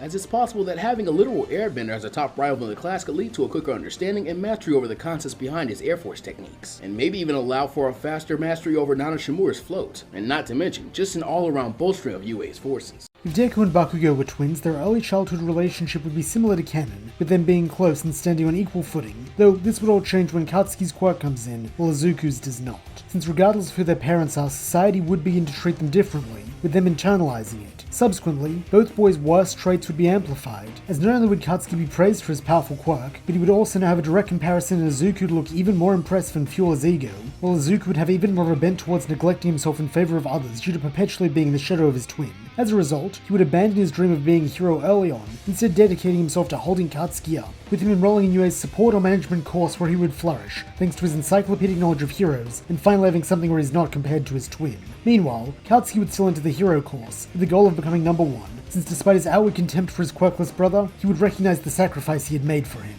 And that's where we'll leave things. If you'd like to see more like this, or perhaps even a full story down the line, consider checking out my 2 channels, Pickled Dill and the Pickled Dill Podcast. If Chizome Akeguro, or more commonly known as Stain, never lost faith in the superhero society, it could possibly change a few people's journeys. For one thing, I'm not saying he will be completely blind to the evils of the society, likely still deciding to become a vigilante and work outside the law, but he won't really become a hero killer, coming to a few more logical conclusions than that. So still operating as Stendhal, in this verse he would also never come into conflict with Knuckle Duster and the Crawler, likely just partnering with a duo to protect Naruto from time to time, and for sure lending to the up-and-coming young vigilante's combat training, so Koichi's natural battle instinct can be developed a lot sooner and by 2 teachers instead of 1. This could also mean that by the end of Vigilantes, like Crawler, Stain, or Stendhal could eventually end up as a hero overseas, or possibly continue operation in different parts of Japan, stopping crime, saving lives, and advocating for acceptance of quirks that give some kind of a compulsion like his own, maybe even saving a certain blood-craving girl, and a man with a lizard quirk, thus keeping them from a dark fate, and quite clichély, but effectively, being the change he wants to see in the world. If All For One kept the speed-based quirk Overclock for himself, or at the very least cloned it so he could use it later on, we'd have an objectively stronger Demon Lord. And the question of why he never made getting a few other wildly powerful quirks a higher priority over some of the ones he didn't take but had opportunities to do during all his plotting, such as Overhaul or Double, would come back up. Because Vigilantes as a manga and lots of other related media to My Hero Academia can sometimes see shifting between being considered canon and non-canon, it's not even 100% clear if Overclock would fit well in the main story.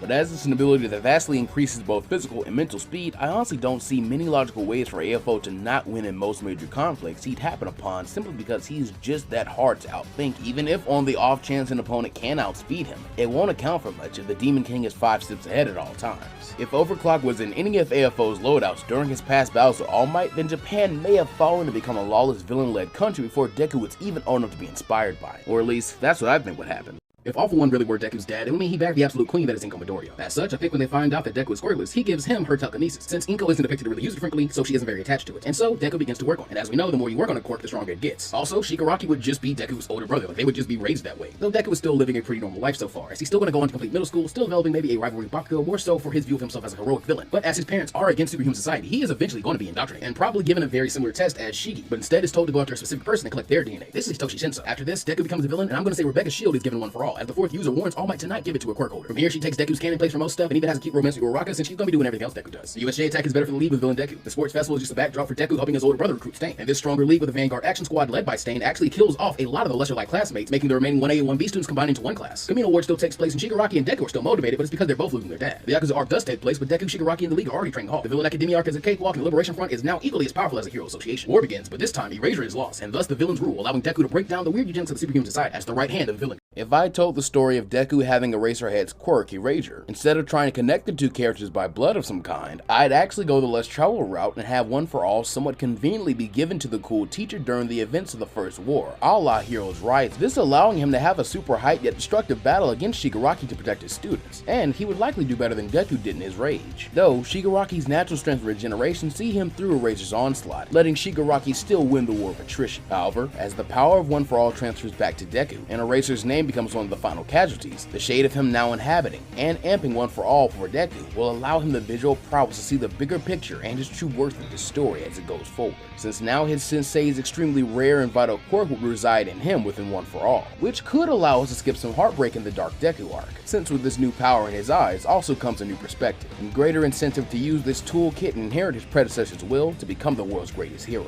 If All Might had called in his old mentor to help with Deku's training early, this version of Izuku who begins the series would be a lot further ahead of his canon counterpart, plus there would be an extra set of hands around during many of the emergencies, most notably the USJ. And with greater experience, Torino may have meaningful insight as Deku cleans Dagobah Beach, and from there, I think like with All Might, Torino would insist on a heavy regimen of combat training, since it's also a good way, kinda just the best way to give valuable combat experience, and more importantly, control. What's more, this means a great foundation to build from by the time it's actually time to take on internships, meaning continuing and heightening this trend for accelerated growth that's already going on with a couple benefits. It's hard to gauge just how much more of One For All he could use at this point in time, but it's safe to say that he'd be a lot better of a fighter very early on in the series. But you should make sure you subscribe so you don't miss future stories just like this one, since I've only really gone over a bit of what could happen. If Deku had gotten access to 100% of One For All's power from the beginning as All Might did, then the entirety of the structure of My Hero Academia would have to change, most likely from a shonen battle manga to a shonen gag manga. I'm not even talking about giving him access to the vestiges of the past users and their quirks earlier either. Just pure physical strength more potent than All Might in his prime as a ninth holder, and that amazing intellect is all Deku would need to break the entire story. And the only thing we'd really need for this to work is Deku to spend the 10 years after learning he's quirkless doing at least some physical training and exercise so All Might has a better foundation to build on when he gets to him. Since in my eyes, it's always seemed like the factor that differentiates the two is that All Might just have better bulking genetics. So from there, the story will pretty much begin instantly changing, as Deku becomes the number one in the class without it really even trying, pushing the likes of Todoroki and Bakugo to new heights immediately. By the time of the attack on the USJ, Deku would not only be able to defeat the Nomu in about 2.5 hits, he'd then be able to move fast enough to incapacitate Shigaraki and all his men. By the time All Might arrives, All For One or even Gigantamakia might have to step in to help, but by that point, they'd have to deal with All Might and Deku as a tag team, and that's a pretty easy L. I do truly want to sit down and give this story a real honest try someday, but it's going to be a big investment time and creativity wise, and more than likely art and monetary wise, knowing me. Speaking of, be sure you like and sub so you don't miss that future video and can help me make it. However, for a quick rundown, I'd likely mirror the passing of the torch framework of Deku's time at UA to make a New York-based prime US hero school where Miles Morales and some of his strongest and most prominent peers like Miss Marvel, for example, go with him and they all train together and you have some very similar story arcs.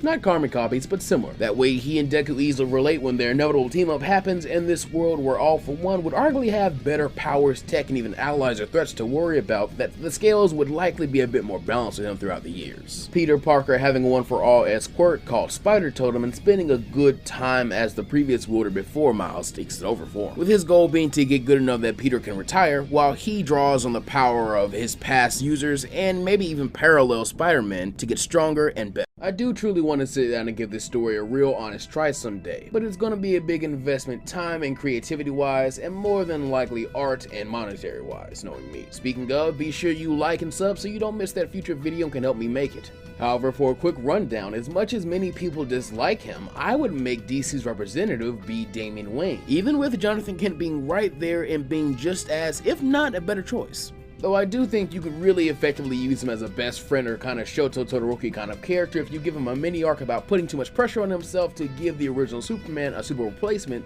so his father can relax, retire, and spend more time with his mom. However, at their core, I believe Izuku and Damien eventually confront some really similar challenges like inherited will and one's own legacy. Plus, someone trained by Batman would allow for that quirkless support item and tactics-based hero representation that we never really got from Deku that was always a little bit teased, and could spark a rivalry between Deku and Damien. Still, with the power scale of DC, any kind of quirks from this place would be really crazy to play with. If the Ghouls of Tokyo Ghoul existed in DC Comics, and more specifically the city of Gotham, I honestly don't think it'd be that far of a stretch. DC is already full of literal reality and law of physics shifting people, so stuffing in a few flesh-eating metahumans wouldn't be all that strange. Not to mention, the Ghouls would fit right in at Gotham, since it's already a good source of food just from the constant crime and villainy featured by the city by lots of villains like the Joker, Professor Pig, whom already leave bodies behind in their fun. If you think about it like that, I feel like Gotham would actually become a ghoul safe haven. Though if the exact events which took place in Tokyo Ghoul somehow found their way into Gotham streets, I think Bruce would pour himself wholeheartedly into the Ken Kaneki case. Mostly just because he can sense a kindred spirit in need like he did when he recruited most of his sidekicks. Likely leading to the world's greatest detective finding the boy in the peaceful ghouls of the Anteku Cafe, confirming his suspicion of multiple things about ghouls, including that they are unfairly discriminated against for something that they can't control, and inspiring him to help Kaneki bridge the gap between humans and ghouls, taking the boy on as his newest Robin, with all the training and preparation that entails. If Inuyasha and Yu Yu Hakusho crossed over, I think it'd be pretty perfect, since both series have very similar vibes, power systems, underlying romances undertoning their action set pieces, and very similar leading male characters whom would probably bounce really well off one another. Yusuke already has a rivalry with just about everyone excluding Kurama on his team, and speaking of, you can't tell me you couldn't buy Kurama being a third youngest brother to Inuyasha and Sesshomaru. It'd also be extremely easy to set Kagome up as a slightly older childhood friend of Keiko and Yusuke, seeing her fall into the well and meet Inuyasha Inuyasha just before Yusuke dies and is brought back as a spirit detective. That way, near the end of both stories' first major adventures, the downtime can see a meeting and explanation that Kagome's family protects a shrine to the past where the living world and spirit worlds are still connected. Koenma and Botan deeming it wise to make a team out of Yusuke and Inuyasha, and while at it, train Keiko and Kagome up so they can aid and keep an eye on them both. So Yusuke's first major cases go a lot easier with him having Inuyasha as a rival since he's both stronger and has a demonic ally to help negotiate faster with foes like Hiei or Kurama.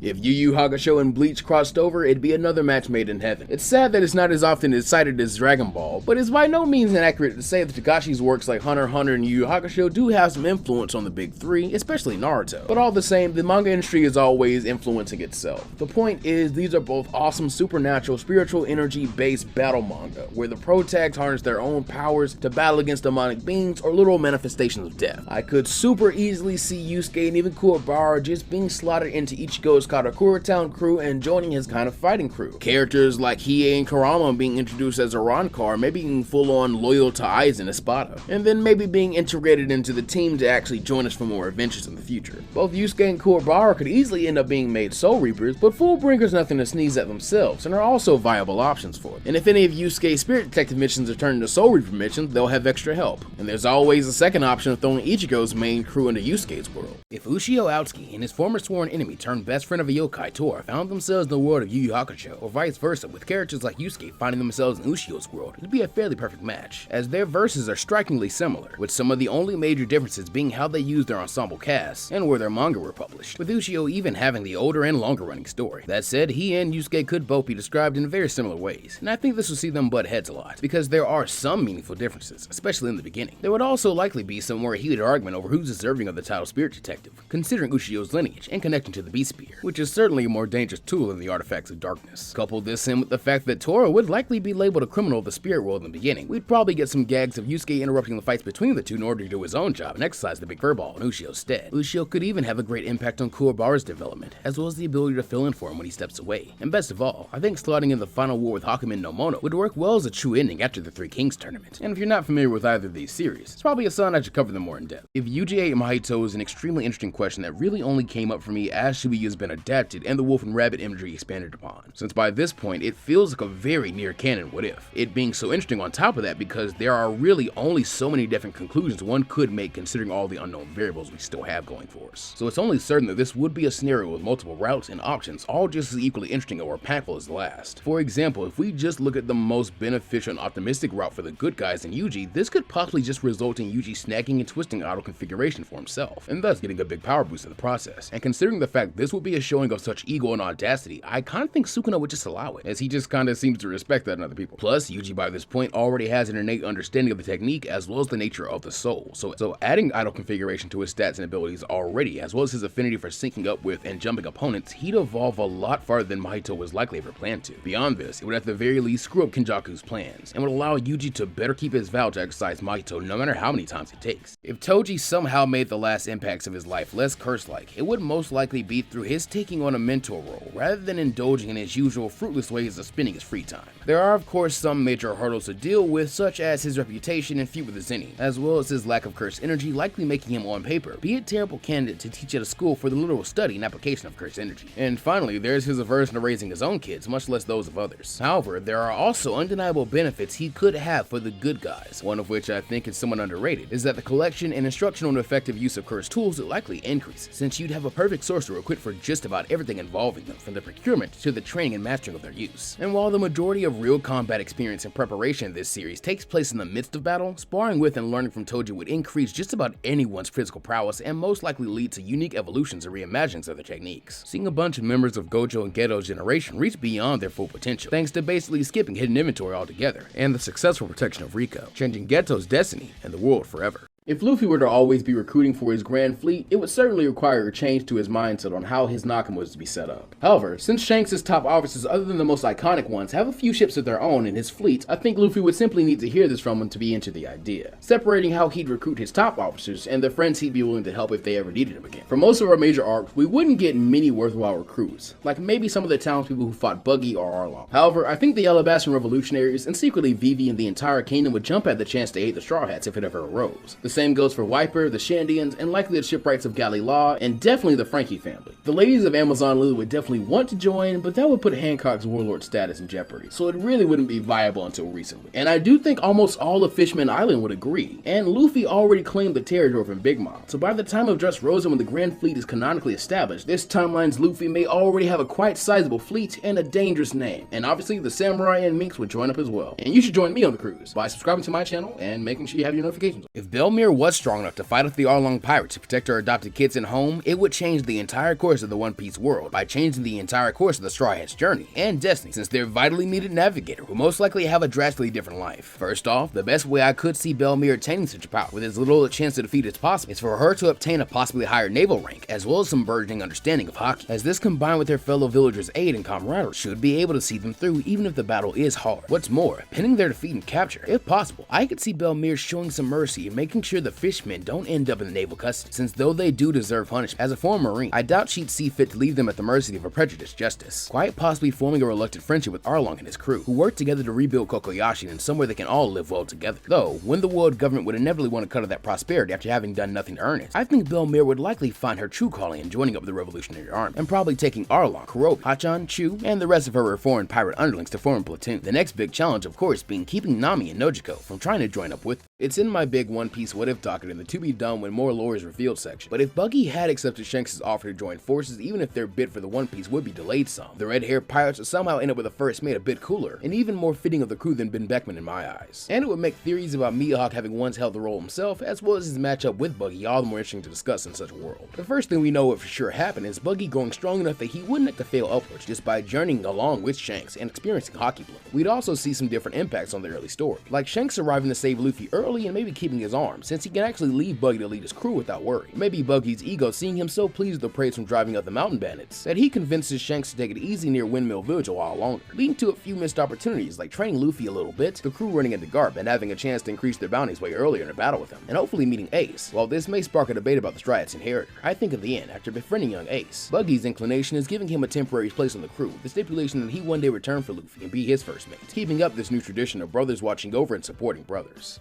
If Ivankov did indeed get to eat Kaido's ancient fish fruit model dragon, it would first of all be one of the best kinds of What Ifs there are, being one that nearly did, or very well could have taken place, just simply dropped in the story casually for us as fans to speculate about. This would instantly present some very drastic changes to the story beyond the implications for Kaido and Wano, such as the fact that this means Jinny, Kuma, and Eva's plan to escape God Valley could be twice as successful if the Azure Dragon fruit is obtained as well. And what's more, as we've still yet to see the actual eating of the hormone fruit, it's safe to assume Eva could still run into it and just take it for the sake of the Revolutionary Army, rather than us just assuming go and make a clean swap to Kaido, meaning on top of the ability to raise an army's power using morale, they could also heal and keep them fighting for longer, making the revolutionaries drastically harder to deal with, on top of the giant flying dragon on their side. Not to mention, it's way less likely Ivankov would even be able to be arrested with such power, since even if the attainment of dragonhood isn't instant and requires a waterfall to actually conquer, it's not as if a fish zone is exactly useless, and if at all possible, the mixing of Newcomer Kenpo and Fishman Karate could have some potent results all their own, meaning either way you cut it, it'd be a major boon for the army of Dragon to have a dragon. As we see with how quickly Helmeppo and Kobe flourished under Garp's tutelage, it's quite possible that had the grandfather been just a teeny weeny bit more hands-on with his survival training and a tad more teacherly, Luffy could have ended up with some really advantageous abilities far before his journey actually started. Doubly so if Ace and Sabo were to catch wind of said training and talk Luffy into a long con to go through Garp's full training course, only to end it off by revealing their true intentions of becoming pirates, since all they would really need to do is steal a few months or two worth of Garp's time and attention.